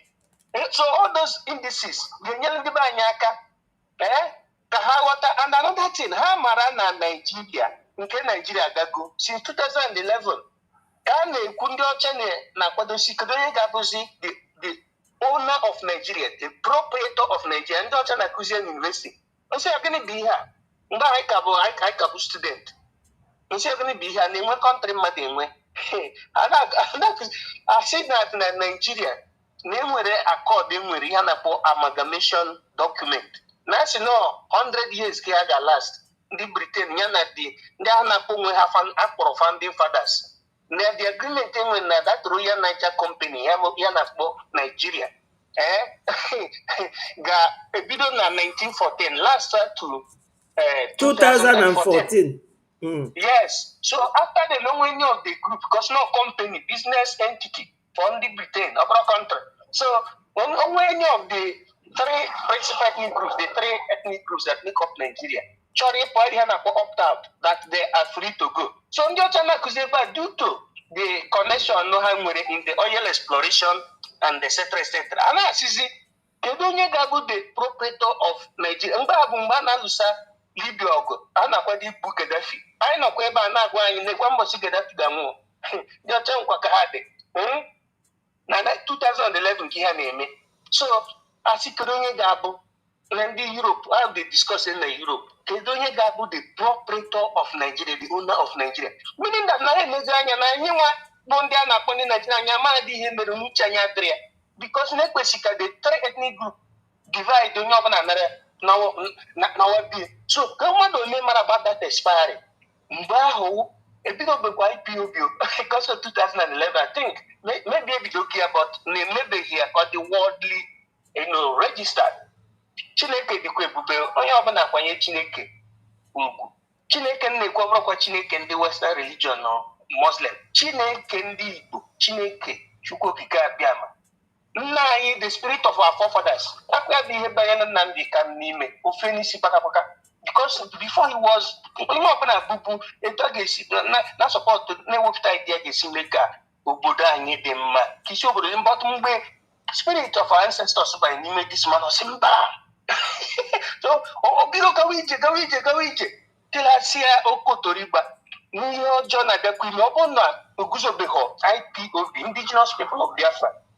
Na anyị ga-adịwa out na ndị Britain ga-abịazie mezie nke tọgeti onwezie ga-adịzi ka freedom of religion and a ga-enwe ethnic cleansing and a ga-enwe depopulation and a ga-enwe changing of demography. Ya bụ ihe na-eme mkpocha na nzacha ha na-ezipụ ndị bandit a na-abari ha afa bọnka Boko Haram bọnka Lakruwa bọnka ISIS ọsịa ma ọsịgịa ma Hishba ma ihe niile ha ji suppress every other ethnic group in Nigeria. Now at the end, ndị double the proprietor of ndị Fulani ma ọ bụ na nye kuniro Nnamdi Kanu wee kunye bụ ụzọ gwakwa ndị a Southeast governors si na-ekwu ihe na-eme ọ bụrụkwa na o ji egbe pụta o si ka mara ihe ga-eme because ọ na-abụ ndị mmadụ ga n'ugbo ama lọtazi ọ bụrụ ụzọ aka ga na-afụ emegodo nyocha afụ na ndị Fulani na-eme ya etu a na-eme n'ala Igbo aka na-abata mgbe achịrị efi ha bata a na-ejiri efi ha na-atasasị ihe niile iwe etu aka na-egbu ndị mmadụ na every other places enwere the indigenous population ndị gọvanọ ndị Igbo si ka mmadụ ha ga-eme ihe asị ebe a pụọ nka kọsi ihe nwa na-echegbu afọ ha ahụ kọsi ihe na-ewuru ha ghọtara ihe mmiri by politics na ọ bụrụ ịnọrọ ebe ahụ ga-ewukọ ọ bụrụ ya right ego niile bịara anọ ewere nke a gago nọ na Britain ewere nke a gago nọ n'Italy were nke a go na America tinye na bank nka mee nka goro fleet of vehicle tinye we ka ya na-akpọ siren nwere bodyguards nwere concubines for them n'ihe weta moto 18 ịdachie fada nka ime pastọ nka invite maọbụ ha emeghị invite ga na ụta ha esekpuru gị na anaghị agwụ gị olive oil n'isi ha chene ihe awụ politics. Oh, yeah, so it's very right by saying that they are not political animal. No. Due to what? Ihe ndị conquer anyị after the Kumeku war mere ndị Southeast. Ha mere anyị ka anyị ghara ịghọta. Then ha potentialize the minority ethnic group. Join her with the other minority ethnic group every Yoruba because majority were Igbo of the ethnic, the triangles, because the triangle is Igbo, Yoruba, and Hausa. The three ethnic groups. One of it, Igbo, is the largest. Very much. The same people that are behind our leaders may diminish Igbo to the understanding to the brain of our people as no, and Igbo, no, 5 southeast eastern states. But have the entire ethnic groups that of the 3 angles. Yeah. The first out of the 3 angles. The 40 United States of Biafra. 40 yeah, United. Exactly. Abraham 40 United States of Biafra. These are Igbo people. That is where our ethnic group belong. That's why the likes of Philip Effion narrowly escaped death in Kaduna or during the Biafran genocide. He scampered. And when he returned to the Biafran soil, he joined Biafran army and thus became one of the head of the states, the last head of state of Biafra. So I the many tactics orient the language, dialect of the 5 states, I use individualism, one of them the way each go. Then from the other side, they were teaching Igwe. Jiri me here politics government that is government with the power. Government, but that government have our own. So no open our church because it be under Muslim. It means that Christianity for us to be free. Do we Christian question with their country? The liberal people, they are the Biafran Biafra, they are are they free? Make Chineke and Yakugi already name with Christianity, where traditional system, original one, not equal in the ordinal, original one. Then when Judaism, which means no freedom. Where's the all this restriction and they made them mad? Now they not. Up to Abuja now. No, none of this honorable wife. Naga without flap on the head. Clear na body and a kuchinisi and a decamong. Unyembe honorable Lilian and a kucha hunter nekumong. Oh, hijab. Hijab, oh, kakazima. They cannot enjoy themselves. Just simple enjoyment. What kind of useless life is like that? They're accepting it because they went and developed. They are trying to save. Maka na onye isi fa Mohammed bụ nwoke na-edina nne dina nwa. Ife kpatara ya. Anyị ama akpọ isi anyị.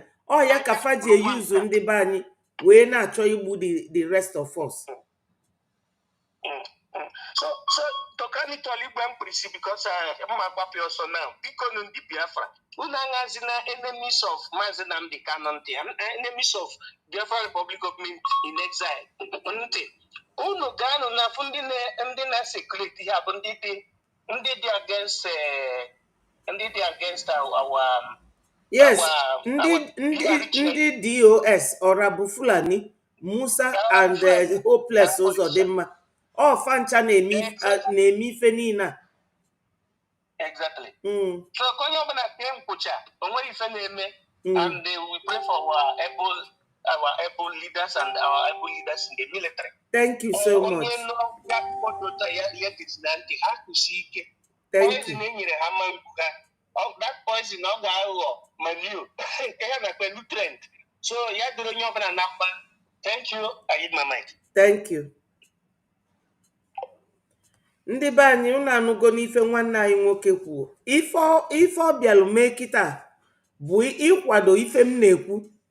Ọ na-akwado ife m na-ekwu na anyị wee tosiri ikwete ka a na-eyuzu anyị, ka e were anyị wee na-egbu onwe anyị, ka fa wee capture Biafraland dịka fasi wee welu ndị amị wee capture Kwara steeti.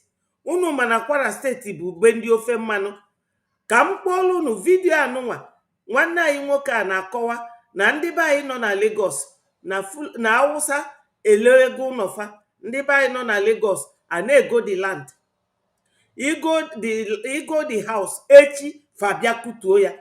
And na streeti niile afa ndị be anyị dị na Lagos na fe chenjibegi eta afa ndị ofe mmanụ, maka na ofe mmanụ bụ fanwa ka ndị UK wetara wee kafana support Fulani against the whole region. Mana oge na-abịa mgbe program m ga-adị based on the reason why Nigeria tosiri iji wee gbasaa, maka na Nigeria bụrụ half of Europe. Europe the 44 nations, so also UK the 4 nations, Ireland, Irish people, Scotland, Wales na England.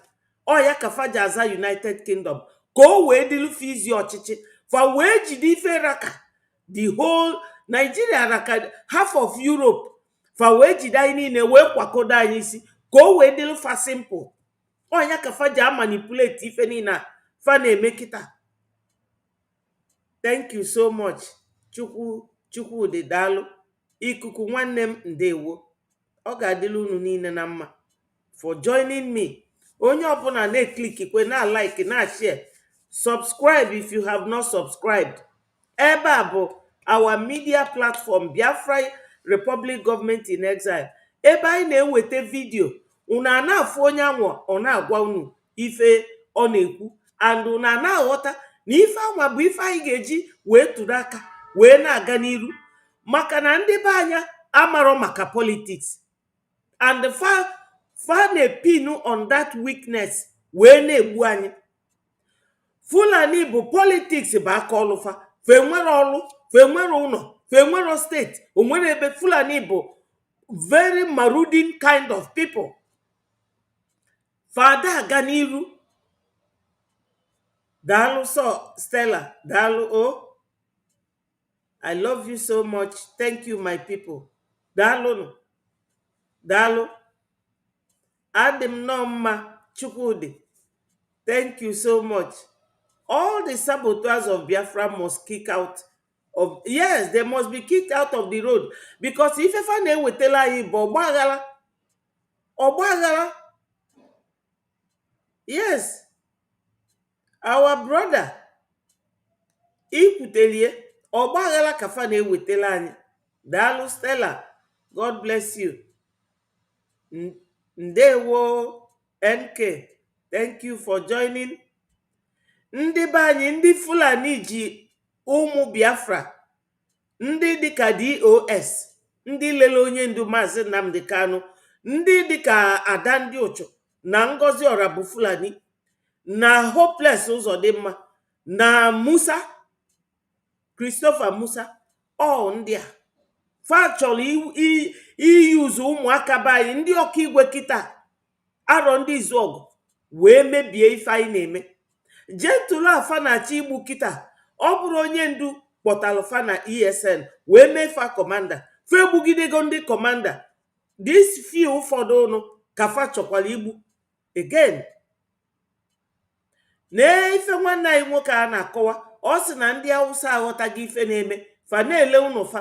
Ndị be anyị bi na Lagos eje na-egonya bụ ụnọ na-ege na ife ọ na-ekwu. Land in Evo State. in Enugu State, in Anambra State, Imo State, Abia State. Open your company there. And that place, there will be no shaking. You will not be afraid of anybody because you are now investing at home. But our people will be going to Yoruba land. They will be buying everything buyable. But Hausa people have seen the handwriting on the wall. They are gradually relocating. They are selling it to you, and you people are buying it. You have not seen how they are changing the names of roads that Igbos merited. Those things that were named after the Igbos. Igbos merited it. But now they are changing it. Changing it. One day they will change the ownership of that your house. That's how you say that belongs to you. You bought with the billions of naira. They will change the ownership. That is the reality, and you will not do anything because Nigeria belongs to them. Now then they control Nigeria, and then be the owner of Nigeria. The Hausa people have seen the handwriting on the wall. They are gradually leaving Lagos State, going back home to invest in Kaduna, to invest in Katsina, Taraba. But Igbos are still busy buying those property from them, and they decide to be there forever. Well, I don't have much to say here, but have it at the back of your mind. A word they said is enough for the wise. Actually, please, guys, follow this page, share this. Okay. Ngwa geenụ ntị nwanne anyị nwanyị a. Amarọ m ma ehe ka m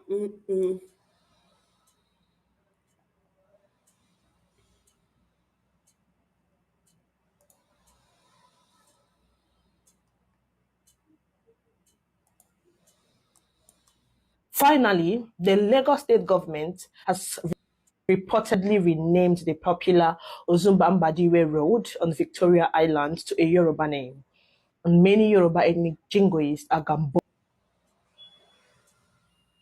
in glee. This wasn't the first time.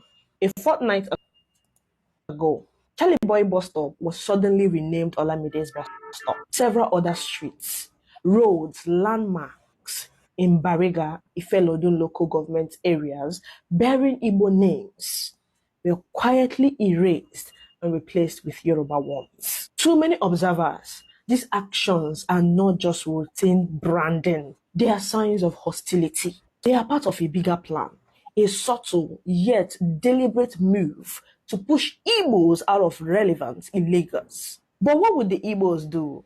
Nothing. The Igbo would just smile, adjust their clothes, and continue to buy lands, build houses, invest in their businesses as though nothing happened. An Igbo man could be slapped 5 times, and by the 6th slap, he will still look surprised, asking, why are you slapping me?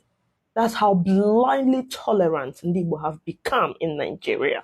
It is painful to admit, but Igbo love Nigeria too much, even more than Nigeria loves them. While other ethnic groups are busy protecting their identity, Ununulia, ndị Igbo loves Nigeria too much, more than Nigeria loves them.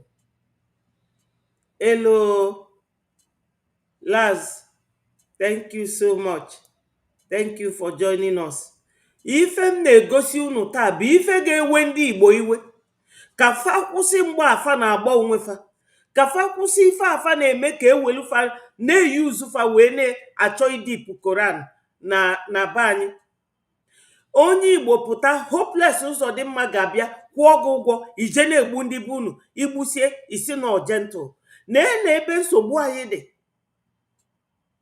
Ndị Igbo tosiri by now ịdị na-eme ife together. Anyị tosiri by now ịghọta onye fụrụ anyị n'anya na onye afụrụ anyị n'anya. Ọ bụ iwu bụ na ndị Igbo ga-ebi na Lagos. Ọ ife nji wee weta ife a. Ndị be anyị unu amarọ maka politics at all. Politicians, they don't forget. Na ndị Fulani nna fa butelu this idip Koran. Amadu Bello pụta ya na Tafawa Balewa fa nụọ bụ rapụrụ ndị nke a Shetima na ndị otu ya right now. Na ife a this girl na-akọwa ọkụnụ gee ya ntị. The lackadaisical way of ndị be anyị ime ife. Anyị ada dị serious buy and sell. Oge ụfọdụ you stop. and jụọ onwe gị ajụjụ si ife a m na-eme kedu uru ọ ga-abalụ m. A na-edozi be ndị ofe mmanụ bụ ndị Britain wepụta ka fa na-asọpọtụ ndị Fulani, and fa na-emie unu n'anya, wee were onye Yoruba wee dochie onye Igbo winụrụ elekshọn bụ Peter Obi, mana bụrụ m fanụ Peter Obi maka na Peter Obi gburu ụmụ anyị, ụmụ Masob, wee tụnye fa n'Ezu River to please ndị Fulani. Okporo ndị Fulani wujuo na his office. Abụrụ m his fan atọ. Ọ Igbo first. IGBO, I go before others first. That is what we are. Kita, we are going backward from what Madodika, Emma Yokpara, Francis Ibiam, all those people, great Igbo men, Madodika Alex Ekweme, Alex Kezikwafia, Mbakwe, Sam Mbakwe, ndị niile ameli ife ọma n'ala Igbo. I believe in what they believe in. Dignity and interest. Ndị Igbo are busy chasing business, expansion, and survival, often forgetting that survival without respect is dangerous. The last governorship election should have been a wake-up call. Ndị Igbo were openly targeted. There was violence, intimidation, ballot snatching, and even direct threat that Igbos would not be allowed to vote. Many were beaten because they were suspected to be supporting a non-Yoruba candidate. Yet, after all this, have we learned? Have we truly adjusted our strategy? Sadly, it doesn't look like it. The truth. Have we learned? Have we changed our strategy? Or see near doubt there? Aya they change. All sorts of business kaima. Aya maro politics. Or if ndị ajie a win anyị hands down. Where will you hope? Where doben na heart of Igbo land? Nke bụ Mba nọ na the other side. Ebe boundary anyị na ndị ugwu nọ. N'Enugu steeti. Nsụka niile ndị Hausa analụgo anyị ebe agwa. Then abatazia na heart of Igbo land. Ebe anwa fa chọrọ idip their Quran. Ewelu hope dobede. Hope wee na-ego all these criminal boys. Onye Nnamdi Kanu kpọtalụ bụrụ kọmanda ya bụ gentle. Unu na-achọ igbue. Ka ezi ulu ọba na unu na-esi ite atụm for Maazị Nnamdi Kanu. Ebe structure niile nwoke anwale elu down. Unu ejire gị na-achọ imebisi.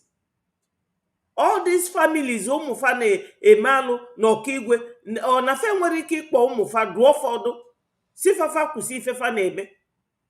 Ndị nke nọ na Lagos nọdụ na-ezuzugharị ndị Hausa na-ele ụnụfa ndị be ya na-egolu. Echi Shonwolu ọkụrisie the house. Ndị be anya drop politically inclined. Onya bụ our weakness. Truth is bitter.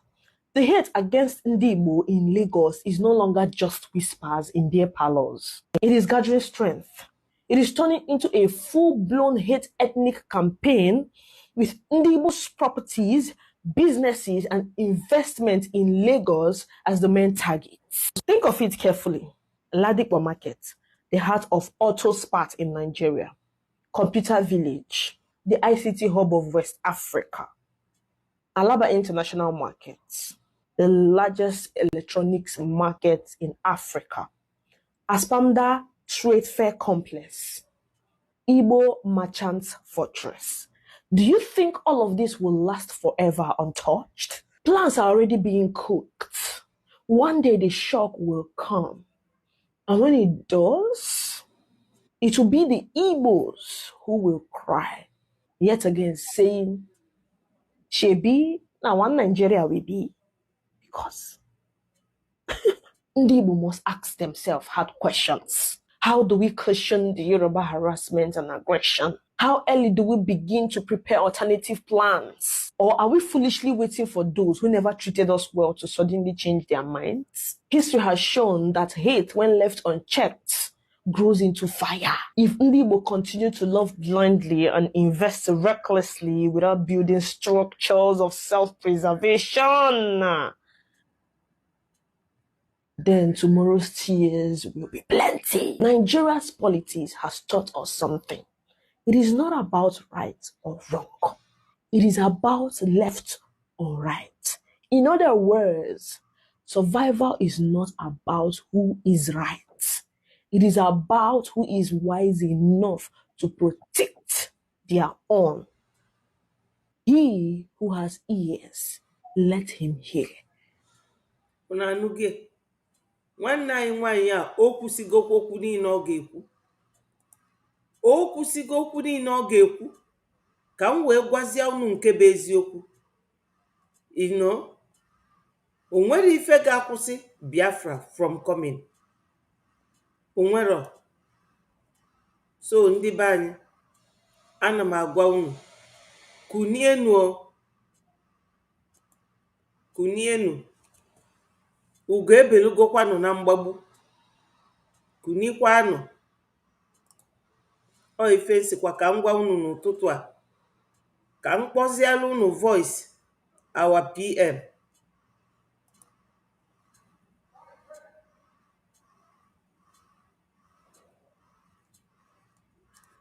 And nobody is talking.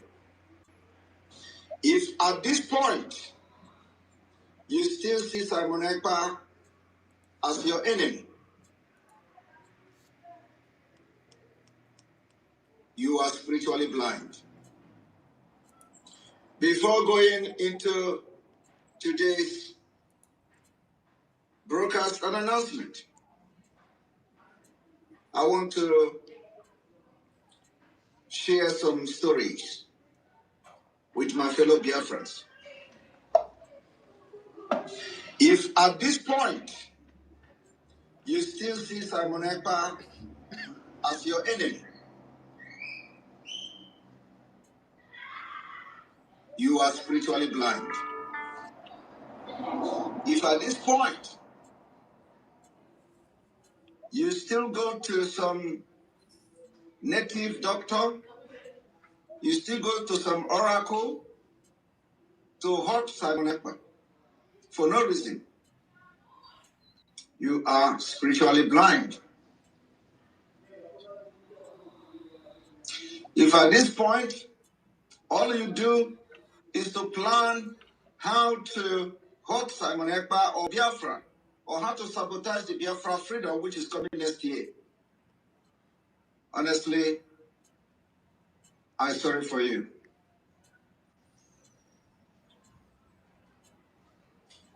I want to share this very brief story with Biafrans. Somebody who I have done nothing to,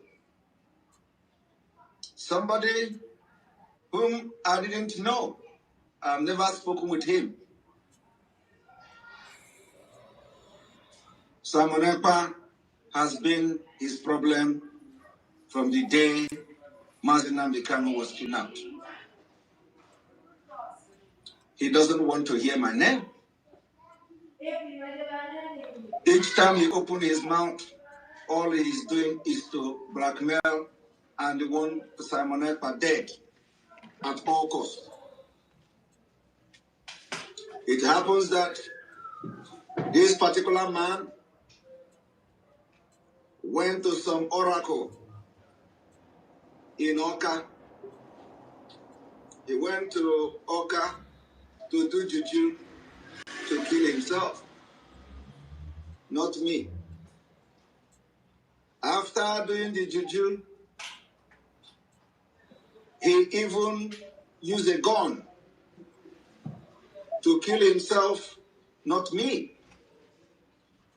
After the juju, the chief priest asked him to use the gun and shoot the person they claim is Simon Ekpa. He used the gun and shoot himself, not Simon Ekpa. After that, he came out and bragged that Simon Ekpa will not last more than November. That Simon Ekpa is going to die before November end. Last week, he slumped and died. Simon Ekpa is still sitting here working for Biafra people. If you know this man that died after going to Oka to kill himself in the name of fighting Simon Ekpa, some of you know him. Some of you watching it today. Some of you that refuse to repent. If you know this man and you know that he have actually died fighting against Simon Ekpa, looking for how to kill Simon Ekpa, and that have not taught you a lesson, you will be the next. You are going to be the next. Repent. Repent. If you don't want to fight Biafra again, repent and remain silent. You can't stop this movement. You can't stop this movement. You can't stop this movement. And to those people that will collect money, I don't want to advise the chief priest of different oracles. If they come to you, collect their money, do all the juju that they ask you to do. If what they ask you to do, if my hand is clean, continue to do the juju. Let the juju work against them. Yes, my people. Unu amago na ife m ji bịa n'ụtụtụ a bụ one of the ozi ọma, ịgbasa ozi ọma nke a na-akpọ gospel or evangelism about Biafra. Nwanne anyị nwoke Chukwudi, ọ tụrụ ya n'anya, etu o sikwa tụ m n'anya. Amarọ m ife a na-eme ndị be anyị n'isi. Ọ dị ka ọ na ma ndị Fulani a ndị be anyị na-eri, maka na ndị nna anyị gboo na-eri efi Igbo, were efi Igbo na-eme mmemme, maka na mmemme bụ ebe ị ga-abịa sie nri, ọra abịa rie. Mana kemgbe anyị ji eri namafa, unu mana fa na-edina namafa nwa. Onye ndu gwara ya ife a na ebe 2018 or so. O nwere mbọsị, maka ana m eso onye ndu, esogide m ụwa zuru ike, onye ndu bido nsobe onye ndu wee si anyị erizi na nama na fa na-edina nama nwa. Ndị eziokwu, ị gaa na TikTok search anya, ị ga-afụ ya. Amin na Twitter, ebe fa na-edina efi, fa na-elie Fulani a na-eli efi fa. O nwego dọkịta nọ n'obodo m, nwafa arụ adịrọ, fa wee konjọ nwafọ ọnọdụ n'afọ efi anwa, fa wee buru ya bịa ebe anwa ka fa nọkwa konjọ ya, ebupụta ya bụ nwatakịrị. Dọkịta wee jụọ fa sị na o nwere ifefe jiri efife eme, maka na Fulani gbogburu onwe fa n'ọgwụ. Etu unu na-afụ ndị Fulani, onwe onye Fulani na-alụ ọrụ na Amerịka, o wee yipụ shet ya, ife oyi from obie to ukwu ya, ọgwụ dị iche iche. Ọ sị na ife ji wee malụfa. Ọ dị n'ịntanetị. Ndị be anyị si na ajọ ife ada amala arụ. Anyị wee na-eri nama. Mụnwa sokwuli oge m nọ na zoo. Mana ka m gwa unu, adị m elizi anụ kịta, anụ adịrọ good. Iluru ana 40 to 50, ị na-eri anụ, ọ na-egbu your kidney. Maka na kidney ada akwọri nwunye. Ka m na-agwakwa unu nke bụ eziokwu, unu erizi na anụ nama. O ebe fa na-agwọ ife niile aji ụbụrụ ndị Igbo. Anọda ọgwụ fa gwọrọ nke ziri ezi dị open bụ ịnapụ anyị international airport, wepụ embassy niile dị n'Enugu, wepụ ya, nala anyị industries niile, ma Nkalagu cement industry, ma glass industry, ife niile a Mbakwe weta, ma ndị Emayi Ọkpara weta, Premier Breweries, ife niile dị na anịba anyị fa wee wepụ ya wee chịlụzie anama wunye n'ugbo ndị mmadụ were K47 wee bunye ndị na-achị efi. Bifo oge anyị pe mpe ndị na-achị efi na-eji osisi, kịta AK47 nke anwa bụ open ọgwụ fagwọl wee jide ndị be anyị. So before ị ga-enweta visa either na ije Yoruba land or ije ugwu Hausa, you can imagine onye si Akwa Ibom na-achọ visa ojebe Lagos, how many days ọ ga-eteki? Ma onye na-achọ visa from Enugu, Ebonyi, ma onye si Abia na-achọ visa, ma onye chọrọ ịlụ ọlụ ịgabagodo ugwu Hausa ma ịgaba Yoruba land. Amarọ m ife bụ na ndị be anyị ada afụ ụzọ ka anyị bịa develop obe anyị. Unu rapụbu unu ọbụla ọfịa ije Abakaliki, dịka this boy ngosi vidiyo kịta o kwuru eziokwu. Ije Abakaliki ị ga-afụ massive land empty. Ije Imo steeti, ọ bụ na o nwere onye n'ime unu na-afụ ife Evangelist Ebuka Obi na-alụ na Ngọkpala, ifu na ogole whole village anidide. Ndị be anyị chọrọ imepe anifa. Onye a na-akpọ Amazon, onye nwe Amazon o nwere shop, mana ọ ka unu niile nwe ego. Nwoke nwe Amazon o nwe up to 20 billion, more than that, dollars, all online.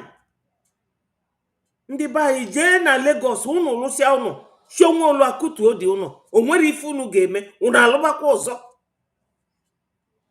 Abịa kịta si unu na nwanne unu nwoke na-echedobe unu bụ gentle na ọnya na-egbu unu chọọ igbue. Ife niile a Shetima na-eme, ndị Fulani ogbugie. Unu anụnugo ka ndị Fulani na-akọ Gumi ọnụ? Gumi bụ nyanwa na-eje na the whole African nation, Mali, Niger, na-eje Burkina Faso, na-eje Niger, na Senegal, na-eje Mauritania, na-eje ebute ndị Fulani abịa na-egbu unu. Unu anụnugo ka onye Fulani gụrụ akwụkwọ ma ọ ma ịntanetị pụta na-akọ Gumi ọnụ? Mana gentle bụ onye na-echebe unu maka na unu maala onye ọ bụ, unu wee na-achọ igbue. Our brother Chukwudi si ebe a, I don't know the kind of juju that Nigeria used to hold Igbos captives. Amaromo. Mana nke mma bụ no political, economic, social jihad o ifefa jijide anyị. Economic jihad. Ịkpatasi ego fa bịa gbanye ọkụ, gbaa ụlọ gị ọkụ, ime enwezi ebe ị ga-ebi. Gwa m onye agbala ụnụ ọkụ gba biznes ọkụ, o nwere ife ndụ minu for onye anwa? O nwerozi. Ije n'ugbo, ife niile ịkọrọ akọ efia tasịa ya, ikwu okwu fa ewelu AK47 gbagbuo gị. Onya bụ ọgwụ fa na-agwọ. So our brother continues, kedu ife Nigeria use to hold Igbos captive that no amount of preaching about Biafra you will preach to those Igbo efulefus that they will agree with you? Asị Fulani ka unu mana ọra na eze. Kedu ife ọ bụ before? Ọra na eze bụ Igbo group ndị na-achịkọta be anyị fa chenjie ya bụ ya ọra na eze. Kịta ọra na eze ndị Igbo a ndị Fulani na-enye unu onye na-abụ onye isi unu, wee mebie omenani anyị. Our ancestors a na-ewe iwe. Amara m ogbugbu a na-egbu ndị be anyị. Ife our ancestors ji gbachi nkịtị bụ na anyị na-ezuzuzi ezuzu.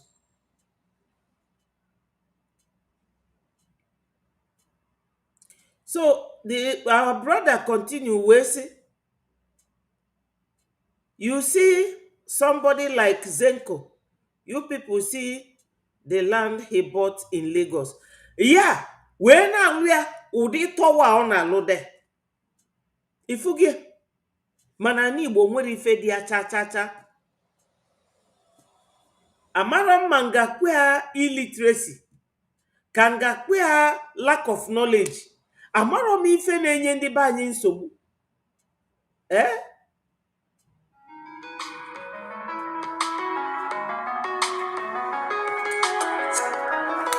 Biko nụ 1 minute. Doctor m na-akpọ m. Hello. Oh, hello. Is that Bessie Ford? Yes, please. My name is Dr. Choi. I'm one of the GPs at her night eye surgery. Yes. Hello, Miss Ford.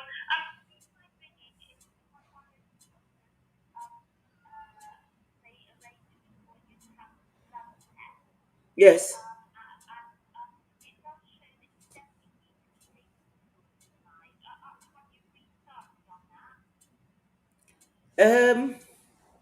Yes.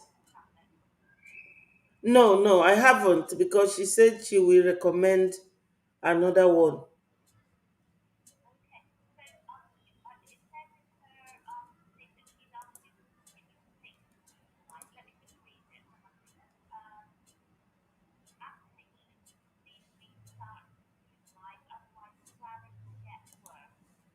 It is really. But if my hand is not clean, according to what I have come to you, let everything you are going to do work against me. Let it work against me. But if all those things you see, I told you people that before December ending, all of you that have gone to one place or the other trying to hunt Simon Ekpa, you will have a story to tell. If you do not tell that story, some people will tell that story by themselves. Because some of you will not be around to tell the story before the end of this December. So, I am here to remind you again, to leave me alone. Let me fight this fight with God and the multitude of over 70 million Biafrans that are supporting what we are doing for their own freedom. You can't fight God. You can't fight the truth and win. Yes. I also heard that some of them are bragging, still bragging, that they are going to follow Simon Ekpa with juju until they go down, not me. So if you know this man, that you know what he did in Oka, I wouldn't mention the shrine. I wouldn't mention the oracle, so that it will not bring bad market to them. I would not mention the oracle where he went to do this thing. After doing it, now he is dead. What did he gain? He killed himself. Because that gun he shoot at something he says Simon Ekpa in the shrine have turned around to be himself. Okay, thank you so much. Nobody can stop this movement for the freedom of Biafra people. We have seen death of our children during the war. After the war, Nigeria continued to kill us. Today, we have lost many people in the Hamufu, and nobody is talking.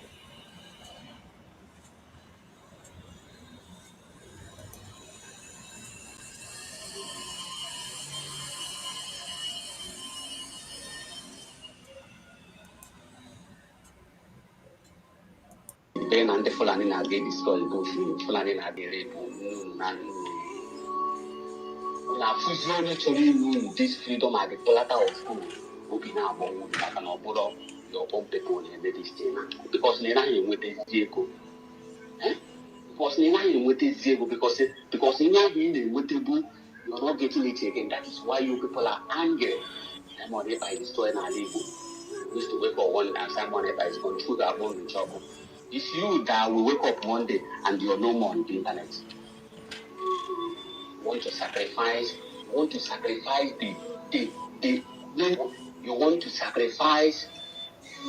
many years to come freedom. Nobody is a Muslim want enjoyment in your village. In our wedding, in our traditional marriage in our village, they will pay no you will be your job. The Halas village. How many times got to go come but I didn't know? Ghana, that's a Ghana is right, this is Ghana bomb. Ghana, Ukraine, na Russia, if you have so literally people are destroy your place. Gas and Ukraine because of no this liberty of money na Gafia, na gas school, na game nature, na gas issue, na gas no mind. In much as a bata, is to chazi bata.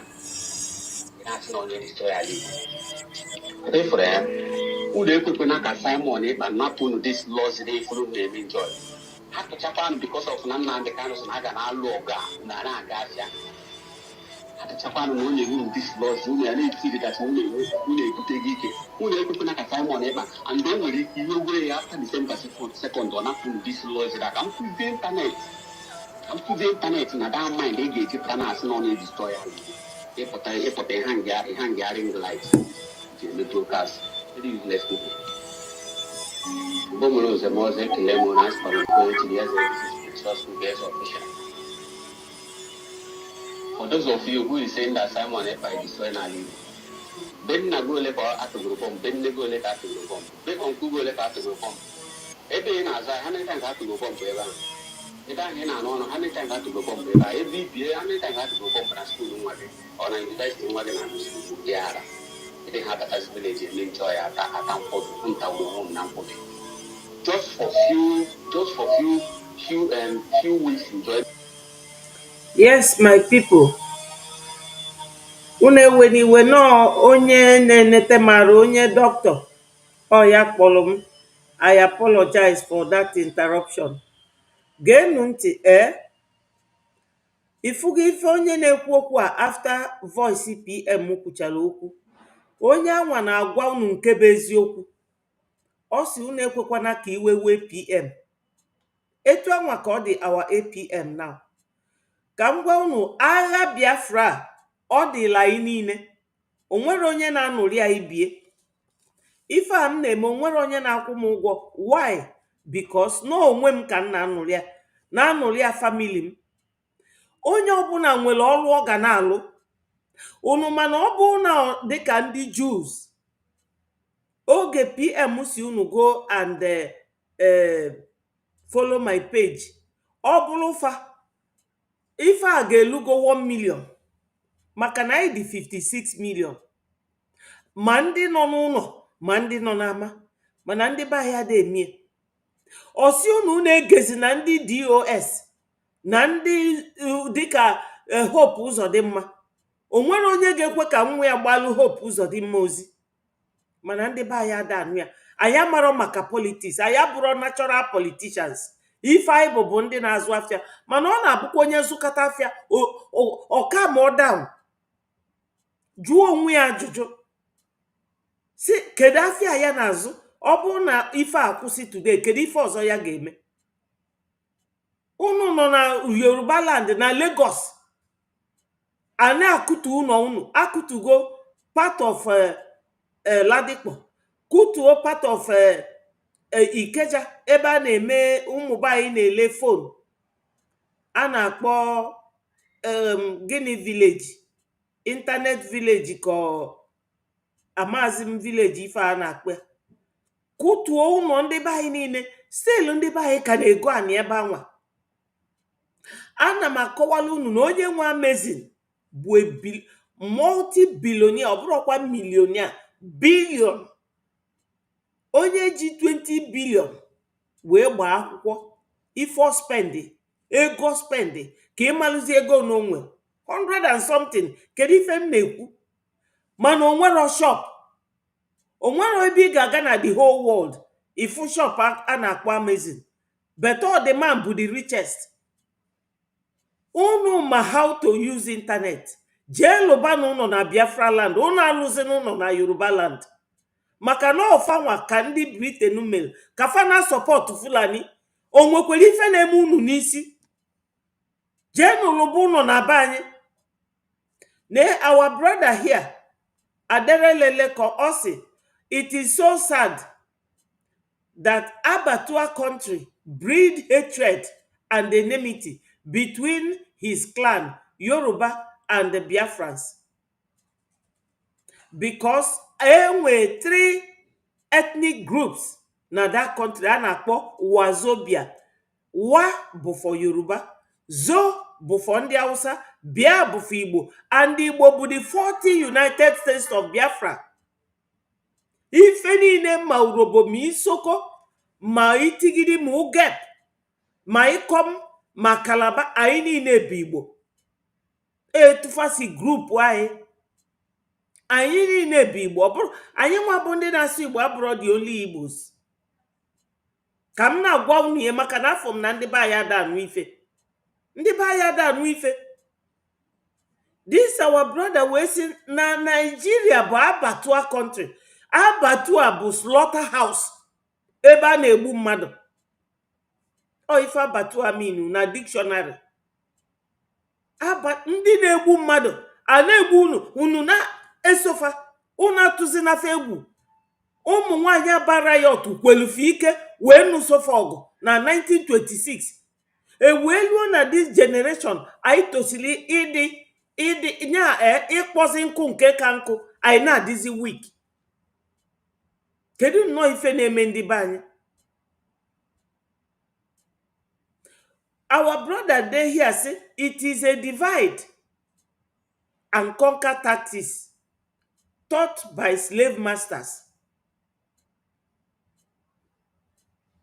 O si no obido Eliza, obodo Eliza, ọ ya nwa ndị mbi na befa. Odesi, it will never be well with Nigeria. Nigeria agwụgo agwụ. Nigeria na-elive na their past glory. Okwute nwanne m, ndewo. Thank you for joining us. Okwute BTV.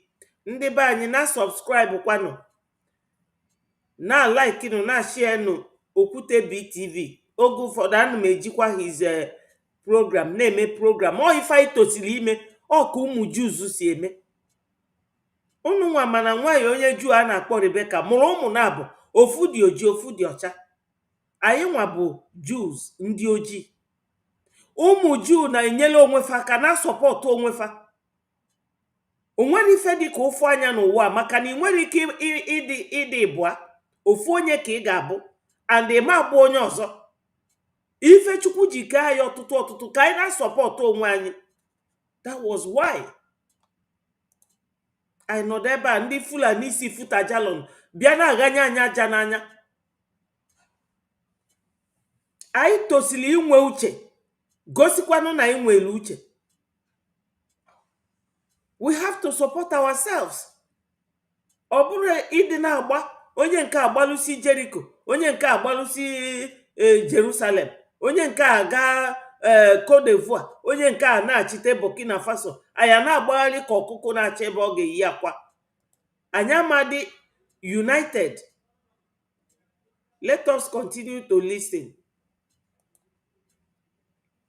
These people are very angry now.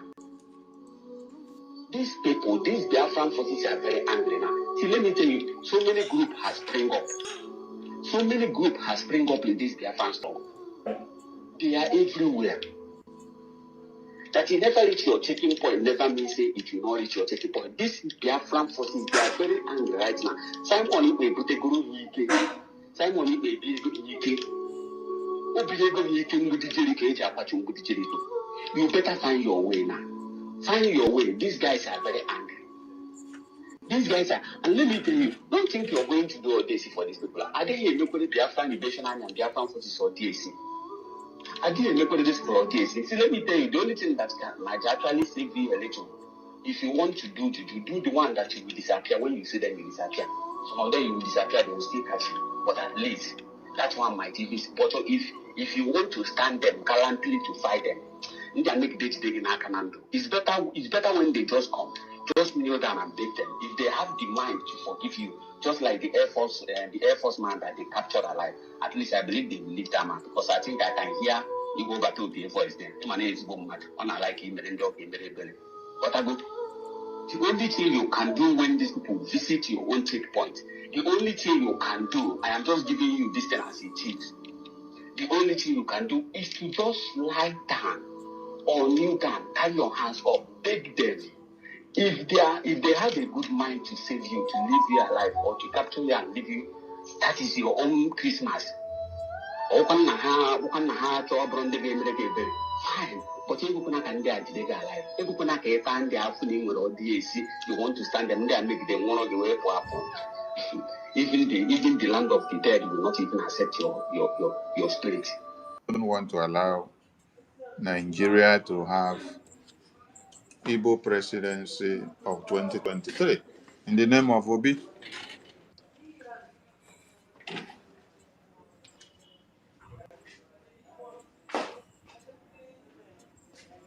And then the letter made us to understand that Ayandibo is a group of security that they are going to set up to checkmate the political campaign and growth of Peter Obi.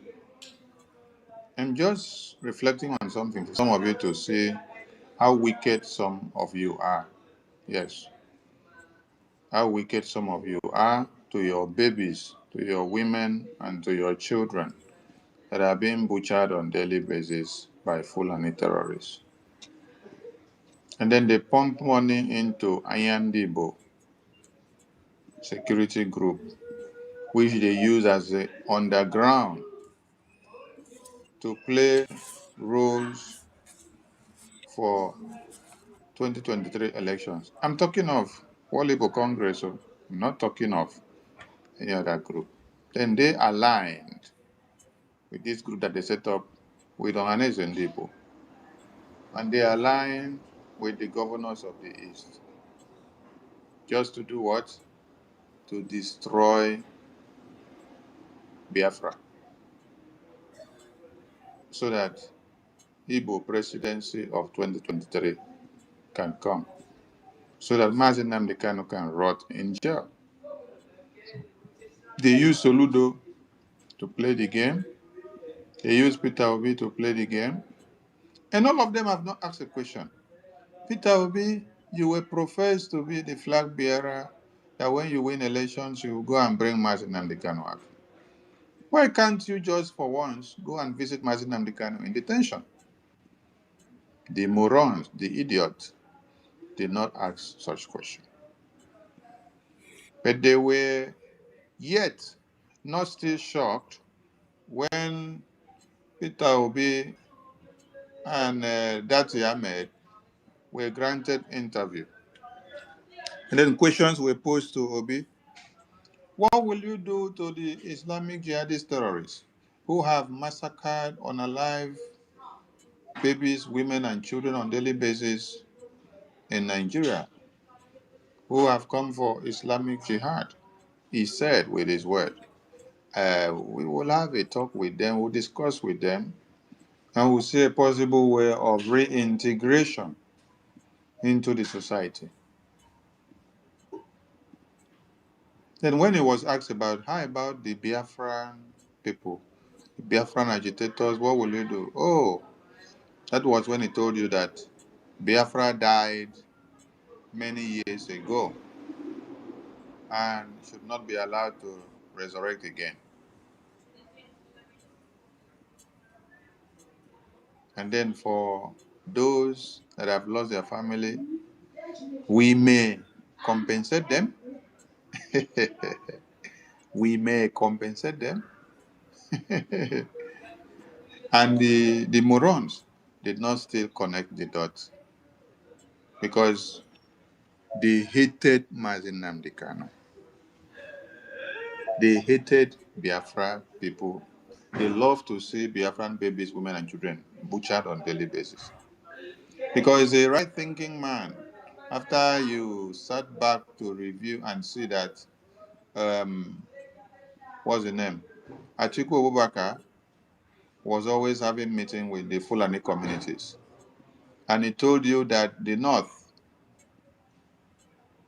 is what they work for. That you must protect the Fulanis.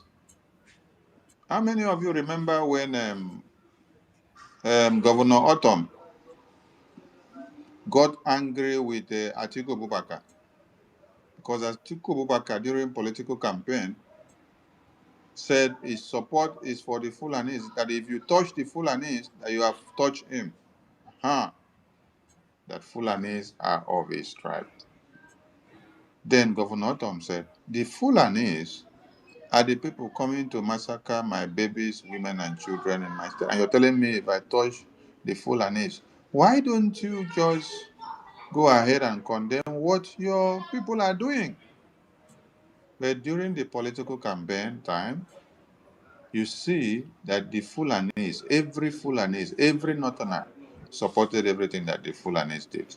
Whether they rip baby out of your mother's womb, they tear your mother's womb into two, they annihilate, they desolate, they send many of you to IDP camps, and they still come to the IDP camps to kill you because they kill you half by sending you to IDP camps. So they come to IDP camp to come and finish you totally. They still gave their green flag to their Fulanis. But what happened? That was when Peter Obi went and told Fulani that they should give him their uniform to wear so that he can also identify himself as a Fulani. So the point here is that the Anyandibo security group that World Igbo Congress formed for Obi for elections, the Agune Chamber security group that Soludo now have, or they have in other part of Biafraland, the Odokachi terrorist group, the Bubagu terrorist group, the Nigerian Army terrorist group, the Nigerian Navy terrorist group, Nigerian Police Air Force, the Civil Defense terrorist group. The question here is, why don't you see any of all these groups that have been set up and they give them AK-47, they give them every weapon? Why don't you see them catch one Fulani terrorist in your community? Why don't you see all these groups that have been set up catch one Fulani terrorist in your community? Because Fulani terrorist comes into your community on daily basis. They massacre, they rape, they destroy. The question is, for those of you that are singing the praises of all these terrorist groups that they bring for you, why don't all these groups, these terrorist groups that they set up in Enugu, we saw another one that they say it is the youth that set it up. The youth don't set it up. Because the youth who give you the weapons, it is Nigerian terrorist government that gives you the weapon. I was reading something today where I see, they say casino residents takes weapon to do what? To defend themselves. And I asked the question, casino residents takes weapon to defend themselves because of a widespread of insecurity that has come about by the Fulani terrorists. The question is, who approved the license for the casino resident? And who gave them the AK-47s? Because in Biafra land, they don't want to see any Biafran have AK-47, talk less of pump action, to defend his or herself. Governor Autumn, as a governor of Benue State, when these Fulani terrorists were killing his babies, women, and children and men in Benue State, he mobilized the people of Benue. He formed a security network, and then he asked for approval of weapons for those security network to use so that they can be able to destroy the terrorists that come to eat up their women and children on a daily basis. The federal government of Nigeria refuted the approval of that license. So, who now approves license to the residents of Katsina? Who approves the license to the people that came out and said they are a youth or vigilante in Okigwe State? You see, Nigerian terrorist government don't allow those people that their babies, women, and children have been slaughtered on a daily basis and wants to defend their land. But they would rather put the weapons in the hands of the terrorists who are ready to come and fight against Biafra army, who are ready to come and lead the Ebubagu terrorists, the Nigerian terrorists in uniform, to come and point them to your houses and say you are a bona fide member of Biafra. You are a bona fide or type member of a Biafra. You are part of Biafra government. Oh, you love Simon Ekpa. Oh, you love Biafra army. You see? Ask them the question. You said you now have weapons and you are Okigwe security youth. Who approved the license to you? Who gave you those weapons? Who gave you those AK-47s? Is it the same Imo State that Uzodinma is after anybody that is coming to destroy Fulani terrorists? So who now approved the license of the guns to you? You see, I've not even decided to analyze any of these videos that you people are using to do propaganda and blackmail and to attack Biafra Defense Force. Because if I do one analysis, all of them go just enter inside bush. First question you need to ask yourself is, who gave you the license? You call yourself Okigwe Youth.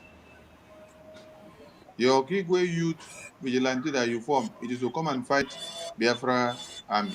It is not to go and fight Fulani terrorists and bring only one head of Fulani terrorists that have butchered your babies, women, and children. You see? So, the Nigerian terrorist government will buy weapons and give to many of you and then tell you, don't call yourself Agune Chemba Group. Don't call yourself Operation Odokachi. Don't call yourself Ebubago. Uh-huh. They say call yourself Okikwe Youth Security. Tell them you came up by yourself. You form yourself. You form yourself, right? And then you bought weapons and gave to yourself. And then the mandate that was given to you as Okigwe Youth is to go and start looking for Biafra army, right? Then you now start going from houses to houses, pointing and say, Operation Open and Search. When you search people's houses and you say you're looking for Biafra army, you're looking for General Gentle, you're looking for General Archangel Michael, you're looking for Holy Ghost, you're looking for Butuzo, you're looking for liquid metal. When you go and search and then you don't see, you kill all the youth that you see there. This is how people went after and then killed the brother of Gentle.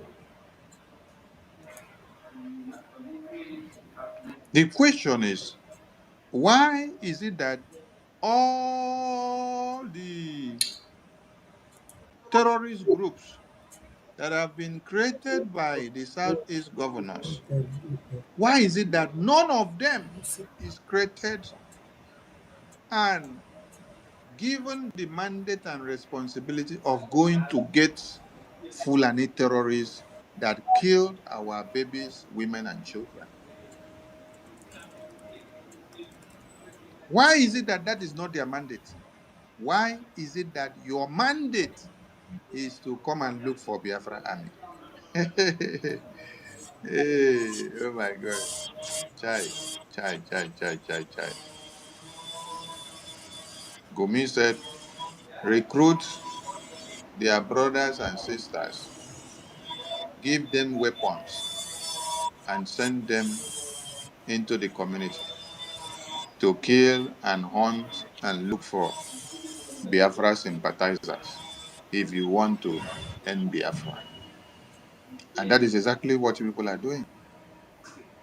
Fulani terrorist is the one giving you a template of how to go and kill yourselves, how to go and kill Biafra. Chai.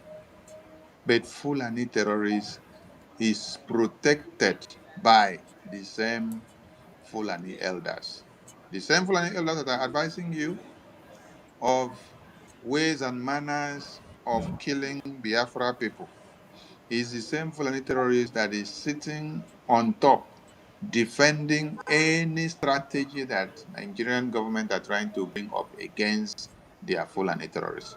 Because Gumi said they are their foot soldiers. Gumi said, do not vote for any politician that will come to kill or clamp down on the Fulani terrorists. Yes, my people. You see all that is going on now. Ndị be anyị. Ọ bụrụkwa ife niile a na-eme fade give kwa up. Fe nwere ike ichini aka enu. Nigeria bụ ndị na-akpọ isi anị ji aghụghọ eje. Ifugo kịta fa na-emezi campaign, political campaign. This our minister of information, o bidolu with Peter Obi. Maka na ọfa bịa wete ndị be anyị, ya bụ their new tactics. Fa wete ndị be anyị, fe welu na-eme iwete nke a iri eme ego. Fa na-aghọgbu ndị be anyị. Unu mana ndị a agụgụ anyị ka akwụkwọ. Fa mana ya enwere ike. Na politics ndị be anyị bụ zero. Whether ma fa chọrọ ya ma ọ na fa ekwero, ndị be anyị bụ zero. Ndị be anyị amarọ maka politics. Ifefe ama bụ onye jisi ike ji akwụkwọ ọza doctorate degree ọ na-achịni aka. I'm a doctor, I'm PhD, I'm this, I am that. Ọ bụrụkwana onye na-azụ afịa, ọ na-akọrọ gị shop one ya nwe. Ọ gwụcha ebe ndị ba so ndị a mbaga ya ime. Fa baga ya ime. Ife ọ na-akọwa ebe a bụ etu ndị a si na-epave their way iji wee jituo anyị. Ọ tactics.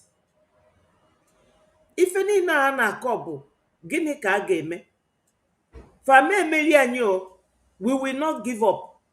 Anyị amekwe ka ndị a welu our ancestral land. Fa na-use hope ụzọ dị mma. Ọkwa 2027 ya ife anyị nọ bụ 25. In 2 years time, hope ụzọ dị mma rituo. Anyị nidili ịtụ eje mma. Ogologo okwu adịrọ mma n'ụka mgbede. Ọkwa unu si m bịa were Igbo bịa sụba he. Abụ m nwa afọ Igbo. Nne m bụ Igbo, nna m bụ Igbo. Abụrọ m Fulani by mother or Fulani by father. No. Nne m bụ heart of Igbo land. Nna m bụrụ so ama m asụ Igbo ọfụma. Ana m agwa ndị be anyị ka unu nwee ife. Ndị arọ ndị izu ọgụ, ndị hopeless ụzọ dị mma na-egobi na-enye unu ego. Obikwa na Abuja, ụmụ ya bi n'obodo oyibo. Ọfịọ kịta were ụgbọelu, ọ gbaba Cameroon, osi ebe anwa were ụgbọelu gbafuo.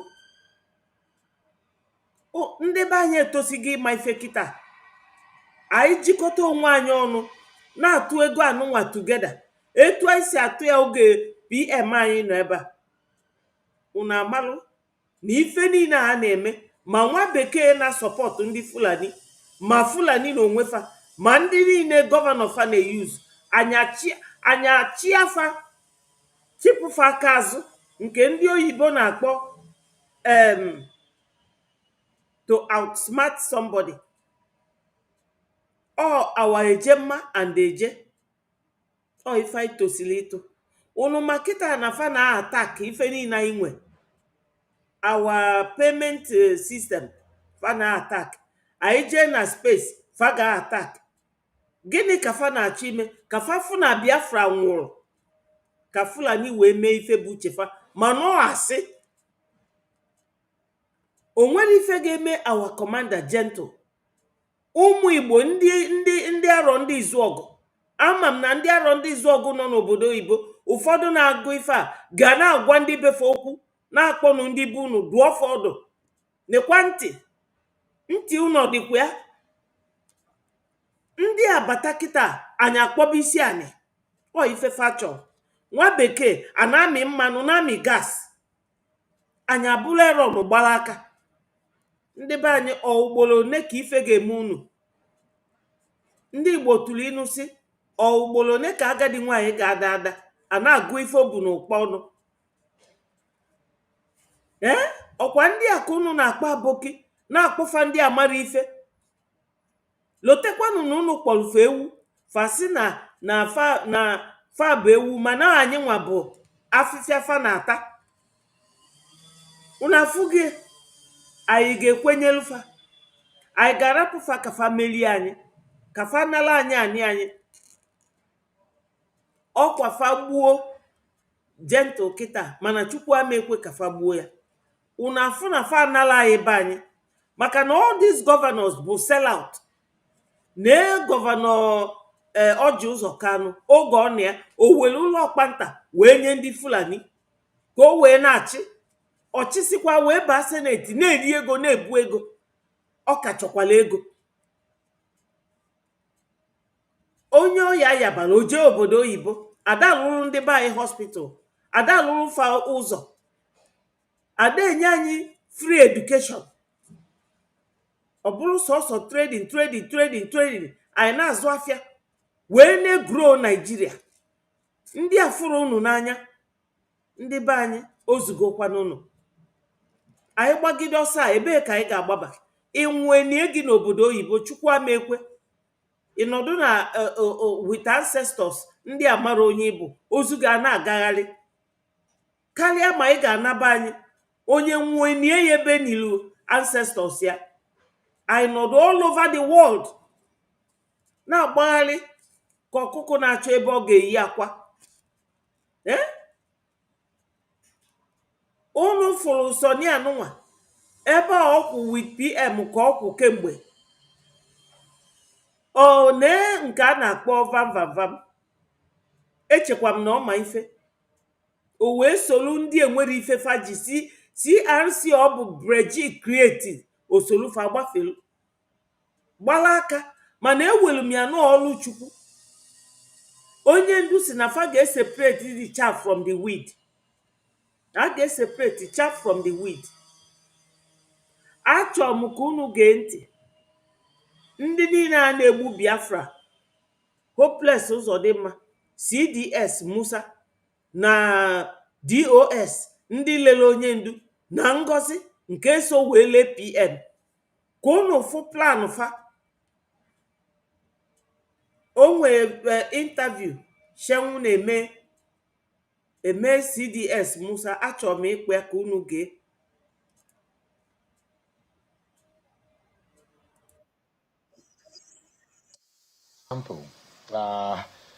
It's been said that Karfi and Yaba wards of Malmfashi local government area in Katsina have been under siege for some time now. It's not new, and this attack was a retaliatory after local vigilante action. But why does it look that the military failed to intervene proactively in such a volatile area despite clear signs of escalation in tension, where some citizens said to have even called the attention of the military beforehand that this was going to happen? You know, like I always tell people that maybe a lot of people think the militaries were magicians. We're not. We're humans, just like anybody. And most times these areas where these things occur, no network or bad roads. So before the information... Unu na-anụ ife ọ na-ekwu, ọ sị na ndị mmadụ lo na fa bụ magicians, but they are professional security men. For all their profession, ọlụ fa ka ọ bụ, mana ọ ga-arapụkwa ebe niile anwa, maka na ebe anwa ndị Fulani ya control begode, ọ gbadata na Southeast ebe anyị enwero nsogbu.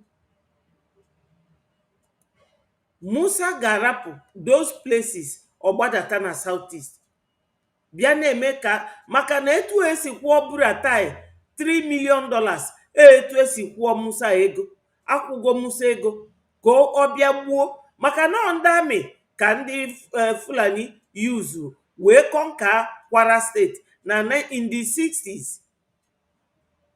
Kịta kwa fe yuzubego ndị amị wee bịa na-agbaba anyị ọkụ. Ọnyanwa ka a kwụrụ ya bụ 3 million or maybe $5 million. Ọ ife Musa ji wee rapụ north ebe enwere nsogbu, ọbịa na south east bịa setụlụ. Na-egekwanụ ntị. Gets on you because even the terrorists, the bandits know.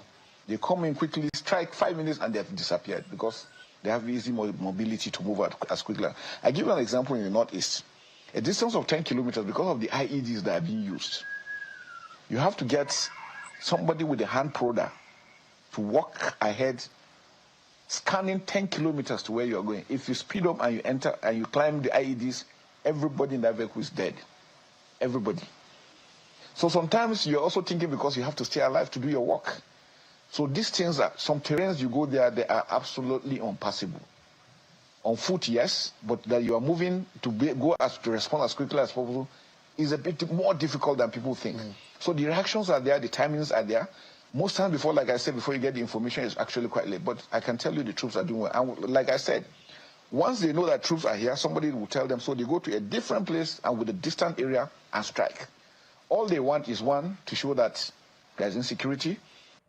Okay, ndị be anyị, ife a Musa na-akọwa kịta ominu na ọ bụ na anyị niile kwedu solufa wee bilu na ya bụ Nigeria. Another country dịka etu a Ukraine nọ kịta, ndị Russia wee buru agha bịakwutefa. Ọ ife a ka Musa ga na-akọ. Ife niile ọ na-enye bụ excuse, mana ebe ọ concentrate bụ na South East. Ọdajụ gọọmenti kedu etu ndị a nwe ngwa ndị a na-enyefe nsogbu na Zamfara or those areas, kedu etu fa si wee nweta ngwa agha fa? Maka na ọ ma na gọọmenti ọ na-anụrụ ndị Fulani ọgụ. Christopher bụkwa Christian, ọ na-anụrụ ndị na-akpọ isi anyị ọgụ. Unafuge. For their own personal gains and whatever it is they want to achieve. So those are the issues we're going. But what about, General, what about digital and drone technology surveillance? We're deploying all those ones. But again, even the drones, it can be everywhere. It needs information so that it's precise. Otherwise, you waste the drone. It will just be hanging in the air and there's nothing. I give an example. The price worth of a medium-range precision weapon for a drone is $100,000. One. So if you strike one, $100,000, how much is it in Naira? It's about 150 million. If you give on consider 100,000 to human lives, a military man. Mana ọma agwa unu how much ebunyelie o ji wee na egbu ndị Southeast. Maka na Fulani dị desperate conquer Southeast. But it's impossible. They can never conquer us. They will never defeat us. Let us go back to our... Because they are their foot soldiers. For what? For Islamic Jihad. Islamization agenda is facing all of you. And the best thing you could be thinking is how to eliminate Simon Ekpa. How to eliminate General Gento, Holy Ghost, Butuzo, Liquid Metal, Archangel Michael, and the rest of them. That is the only thing that is ringing in your head. When you kill Joshua, when you kill David, who will defend your community, who will lead the battle in the day of war?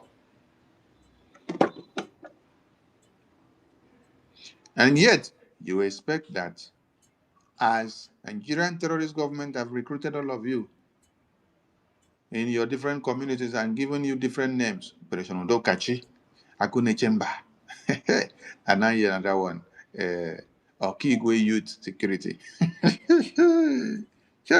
Okigwe Youth Security. Okigwe Youth Security did not exist all along. Okigwe Youth Security just started to exist just yesterday.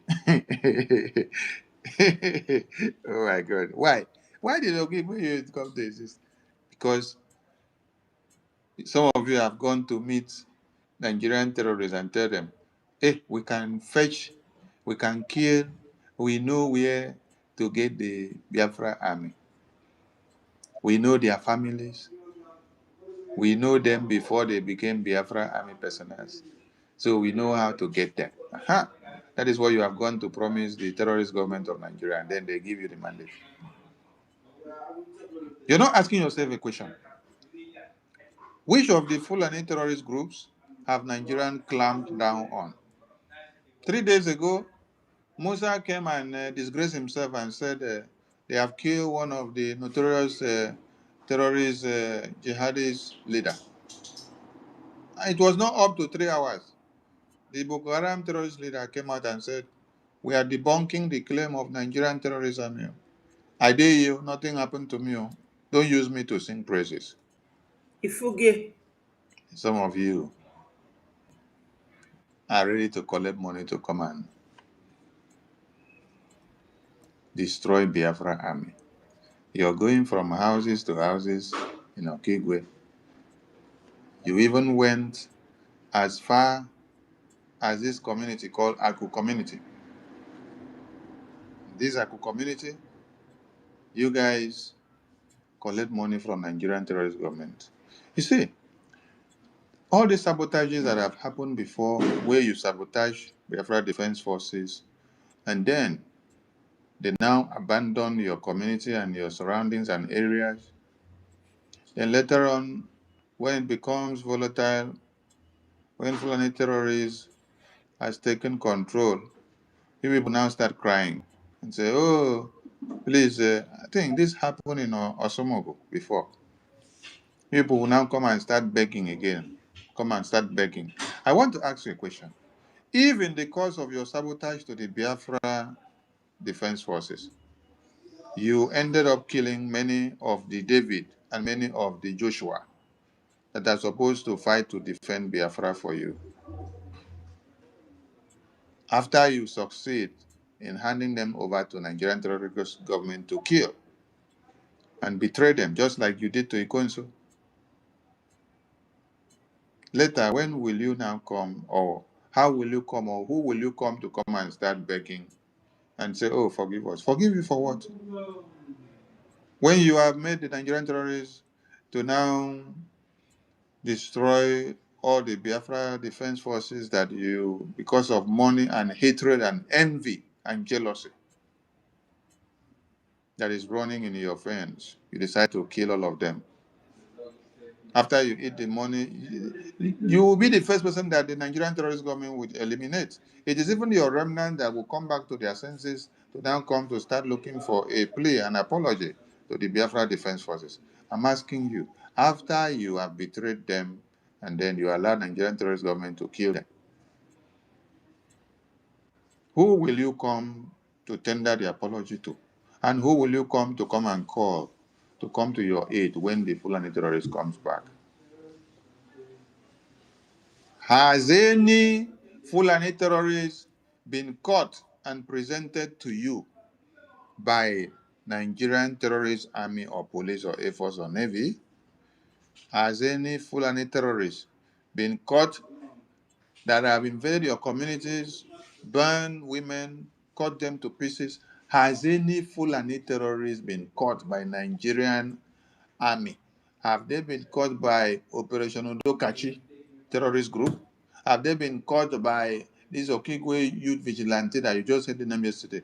Have they been caught by any of the vigilante groups in your community? Have they been caught by them? I don't mean caught and then bring them and they are still breathing. Because they unalive your babies, women and children. Have you seen any of them that these terrorist groups that they created in your communities to come and fight Biafra Defense Force, have you seen any of them that have caught a Fulani terrorist and brought them to justice for you to see? Have you seen anyone that they have caught and said, this is the Fulani terrorist that raped our mother? Or this is the Fulani terrorist that killed the baby in that community? Have you seen them brought any for us to see? No, you don't see, right? But it is only Biafra army that does that. So that means The enemies of Biafra army, the enemies of Biafra, are even more than the people that they are fighting for, right? Aha. The same people that they are fighting for are the ones that are still aligning themselves with the terrorists of one Nigeria to try to betray them, right? Okay. But wait for Kumkum. Wait for Kumkum. When the Kumkum starts coming, don't cry. Yes.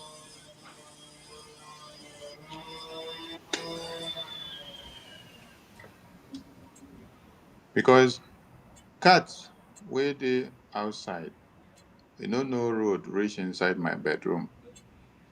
Now the cat where I get for house, where they enter my bedroom every day. Now I go welcome the cat where they outside. Show am road, go reach inside my room. These are some facts that everybody needs to understand.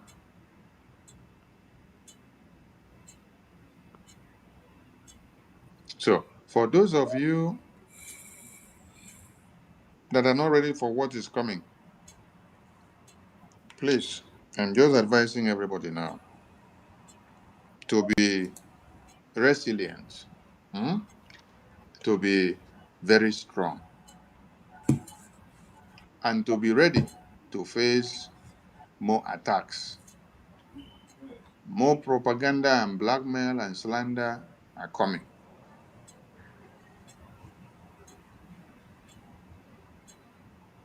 The one Nigerian that you did not see in the media hosting programs before for a long time now, they will suffix again very soon and the numbers will increase. Biafra media, I'm talking to all of you now.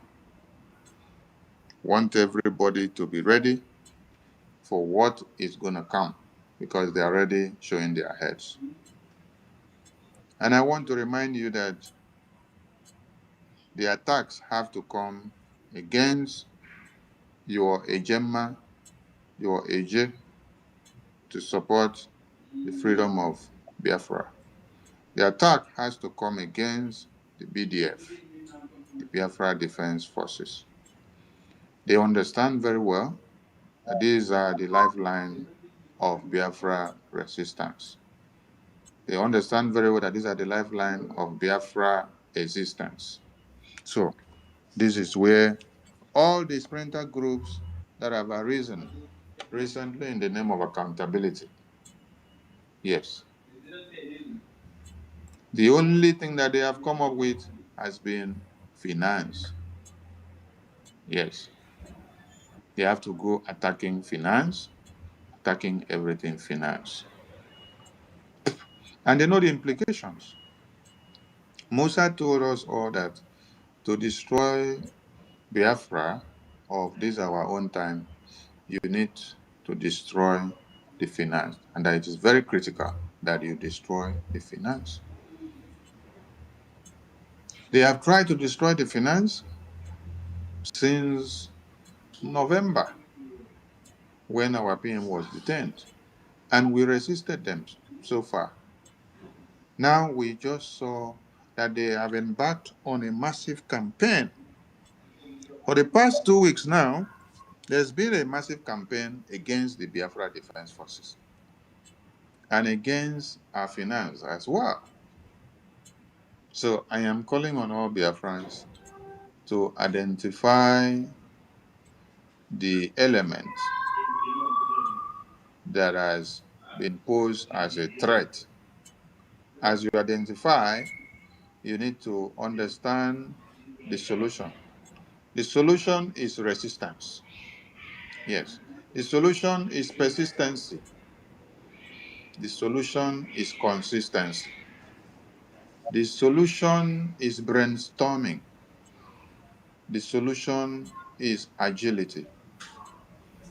The solution is no going back.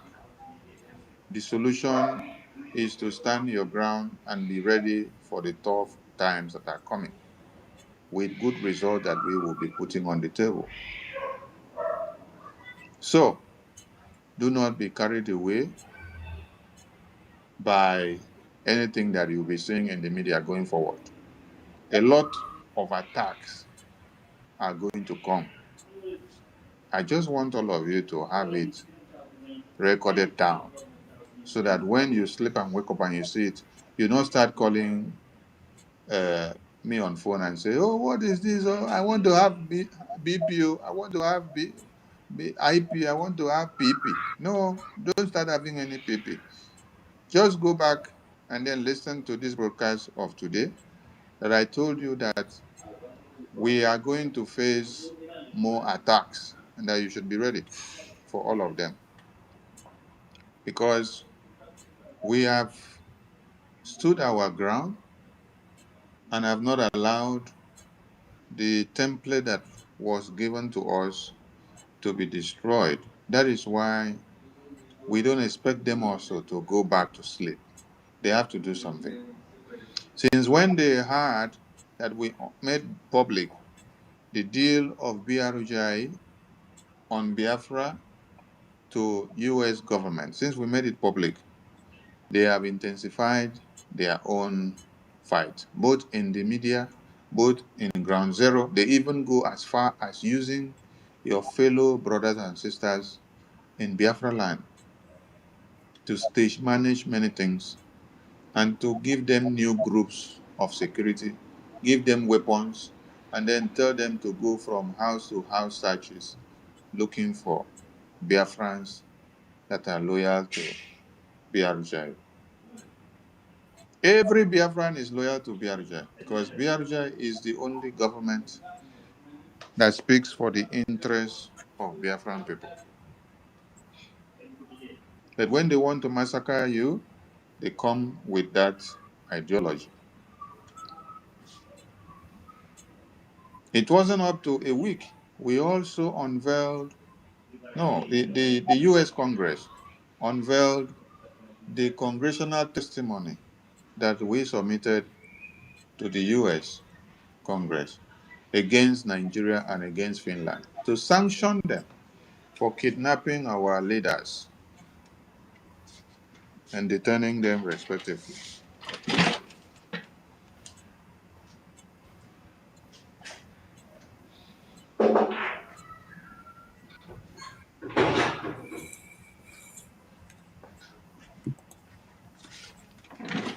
Thank Do you you, think they William. found all that funny?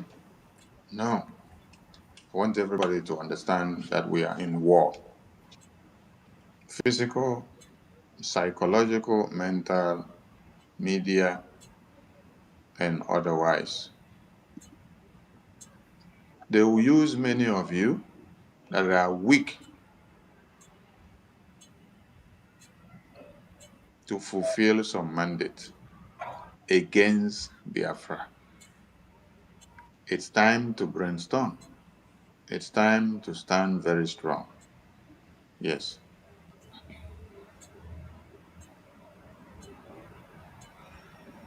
that's what you have to do.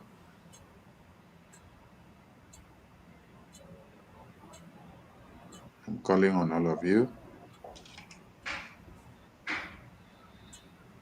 I'm calling on everybody to be ready. Uh-huh.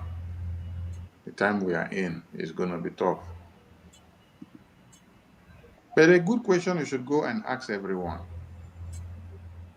that are against Biafra and Biafra Defense Forces. All these groups that you people have created, Udokachi, Gunechemba, blah, blah, blah, Ebubagu, plus the police, the Air Force, the Navy, the Army, and also the one we heard yesterday that they say is Okigwe Youth Security. Uh-huh. Why is it that your sole responsibility is not to go after the Fulani terrorists who have caused us mayhem? Why is it that the only responsibility all these groups have is to come after Biafra? Yes, the one Soludo set up in Anambra is to come after Biafra, to go after the indigenous people. but not to go after the Fulani terrorists. The one where shocked me past, now the one where I just hear of yesterday or the day before, that they say is Okigwe Youth Security. The Okigwe Youth Security was created, and many of you don't hear about it. They created it underground. Hopu Zodema gave them the weapons. They brandished and came out. And their sole aim was to do what? Come after Biafra. Not to go after the Fulani terrorists. Not to catch any Fulani terrorists. Rather, go after Biafra army. My Go people, and destroy Biafra army, because Biafra army does not allow Fulani terrorists to have a level playing field in Biafra land. yes, my people. Oh, ife niile a unu anụgo ka our Minister of Information na-ekwu. All the plans. William, you are welcome. Thank you so much for joining us. Unu anụghị ọ ife niile a mere ife nji wee si n'ụtụtụ a ka m pụta with this new trend of iji ndị Biafra wee capture Biafraland. Unu anụghị our minister ekwughị ya ka m ga-eji wee conclude my program today. Ndị be anyị anọgo ebe a 3 hours. So unu ga-ejizi obi unu na-calculate in your mind ego one ndị nọ n'ụlọ nwe to buy data to watch a 3-hour program. O nwere ife m atọchịrị. Ndị be anyị ama m na anyị nwa bụ Igbos 40 United States of Biafra. I will continue to ring it like a bell. We are not tribalists. We are not segregative. We don't hate. We love. We develop. We gather. We do not scatter. We are one. Anyị niile among the 3 ethnic groups in that region of West Africa: Igbo, Yoruba, Hausa. 40 United States, anyị niile bụ Igbo. Anyị adịghị discriminate. And anyị nwee ikweta ka ndị Fulani yuzuo hopeless Uzodimma, Udene na-eri ozu, Charles Soludo, Peter Mba, Ifru, Governor Ifru of Ebonyi and Abia State, kafa wee welufa wee nweta ana Igbo. Ọ dị impossible, anyị ama ekwe. And kedu ka anyị ga-esi wee nụ ya bụ ọgụ? Eje mma n'ụtụtụ, eje mma n'efifie, eje mma n'abalị. Ọ ka m ga-esi wee conclude okwu a, maka na egosigo m so many things na video this very program. Onye chọnya rewind ya ka ọ fụ ife niile m tọchị. Na anyị ama ekwekwa ndị arọ ndị izu ọgụ. O nwekwa ife melu gentle, ọ ga-afịakwa unu arụ wit ndị Biafra. Ndị ọkaigwe, unu ekwekwana ka Hope welu ụmụ unu a na-akpọ edi afọ ọnụ wee na-egbu ndị bụ unu si unu nọ gentle. Maka na gentle bụ nya bụ kọmanda onye ndu na ESN. Ọ bụ one of onye ndu's commanders. Every Monday unu anọdụ sit at home si na unu na protest maka ojiji eji onye ndu na unu achọrọzi Naijiria. Unu atụgharịzịa bịa na-egbu ndị kọmanda ya bụ onye ndu. Ọ chọgburu onwe ọ Fulani na nwa bekee na plan ife niile a. Unu afụgo ka fa si achụgharị Traore. Traore bụkwa na ọ bụrụgo a sovereign nation, mana anyị nwa ka nọ abroad na-aza gọọmenti in exile. Anyị aka anatara homeland, because ife anyị na-achụ bụ ka anyị chedo obodo anyị on one hand, on the other hand anyị enweta recognition ka anyị bụrụ a nation. Ndị be anyị unu che nọọ ịnụ ọgụ from morning till night ka anyị ga-eji wee nweta Biafra nation? No, all by recognition. O nwere my friend, ọ gụrụ ezigbo akwụkwọ, onye ọkaikpe ka ọ bụ. Ọ na-asị m na Simon ada emeti ọfụma. Mbosi Simon our PM mma eji gbuo agụ. Mbọsị ọ kpọrọ ndị lobbyist wee kpọọ nya bụ onye si ya ifugie anyị enwego lobbyist anyị bụrụ onye Amerịka, a retired congressman, ndị gọọmenti Amerịka. Unu afụgie anyị nidile ego anyị ga na-akwụfa ka fa wee na-enwetala anyị kọntrị ga-recognize anyị ka anyị na Fulani nụdebe ọgụ. Anyị bụlụrụ ana one nation kịta, Fulani faga abịaba anyị abịa fa kwado iche, anyị nwa kwado. All the countries ga-recognize anyị ebunye anyị ngwa agha, anyị atụdebe ego. Maka na a sị nọ izu ka mma na nneji. Ndị arọ ndị izu ọgụ unu rapụ jentụl aka nọ hope ụzọ dị mma ka ndị Fulani na-eyuz hope a na-egobi ụmụaka Igbo ka fa na-egbu maka na ogumisi fa go and arm and equip Igbo boys to fight IPOB. Onye bụ IPOB? Onye bụ Igbo boys? Unu makwa ife IPOB mean? Indigenous people of Biafra. Anyị dị indigenous, anyị abịara abịa n'obodo anwa. Ọ ndị Fulani, the same people unu sara ya during the war using Yakubu Gowon, onye Pankshin in Plateau State. Kita fe use Bego Musa, onye Kaduna. Musa bụkwa Christian, afia bụ Christopher Musa. Ndị Fulani a ofa akada iwe mara ife. Kedu ife bụ na uche anyị ama agbakọta ọnụ? Onye nwa ya na-eme ife ọjọọ, famili akpọ ya oku si ya nwa mpụta. Ife a bụkwa ọbọ. Unu makwa ife a na-akpọ ọbọ? Na ị na-akwafu ọbala ndị bụ unu. Ọbala ndị niile egburu egbu gata achụ ndị niile na sabotage. Ayọgo m Chineke nna, any day m ga-anọkọta wee chee echiche wee cheta sabotage Biafra, ya wepụ ndụ m. Maka na o nwere ife ndụ eme. Biafra must come. And etu ọ ga-esi bịa bụ ife a na-akọlụ unu. Anyị ga na-atụ ego ka e wee nwetala anyị nations ga-abịa recognize anyị. Anyị atụdebe ego, ndị nation anyị bunyebezi anyị ngwa agha. Unu afụgie ọ ife ụfọdụ n'ime ndị be anyị aghọtara. Ife a ka anyị laki, and the Fulani ma no weakness anyị na anyị adịrọ politically inclined. Nke anyị ma bụ ịzụ ngwa afịa, azụọ n'ugwu Hausa, azụọ na Yoruba land, agba ụnọ ọkụ, unu azụkwa ọzọ, unu na-agagharị bụ na abụrụ ọfịa. Ade develop bụ na edevelop ọsọsọ anyị nwa ma azụ afịa. Ndị be anyị kwụsịkwanụ, kwuru na ofu ebe jụọ onwe na ajụjụ, ebee ka unu na-eje? Ebee ka unu ji ego niile eje? Unu ada etinye for a better cause. Anyị chọrọ iji ego a wee mee ife ga-abala anyị uru ka anyị nweta our own nation. O wee bụrụ onye ndu nọ n'ime nụ ife na-agwazi unu chedo Maazị Oge Nkere with everything dị n'ime ime brain unu.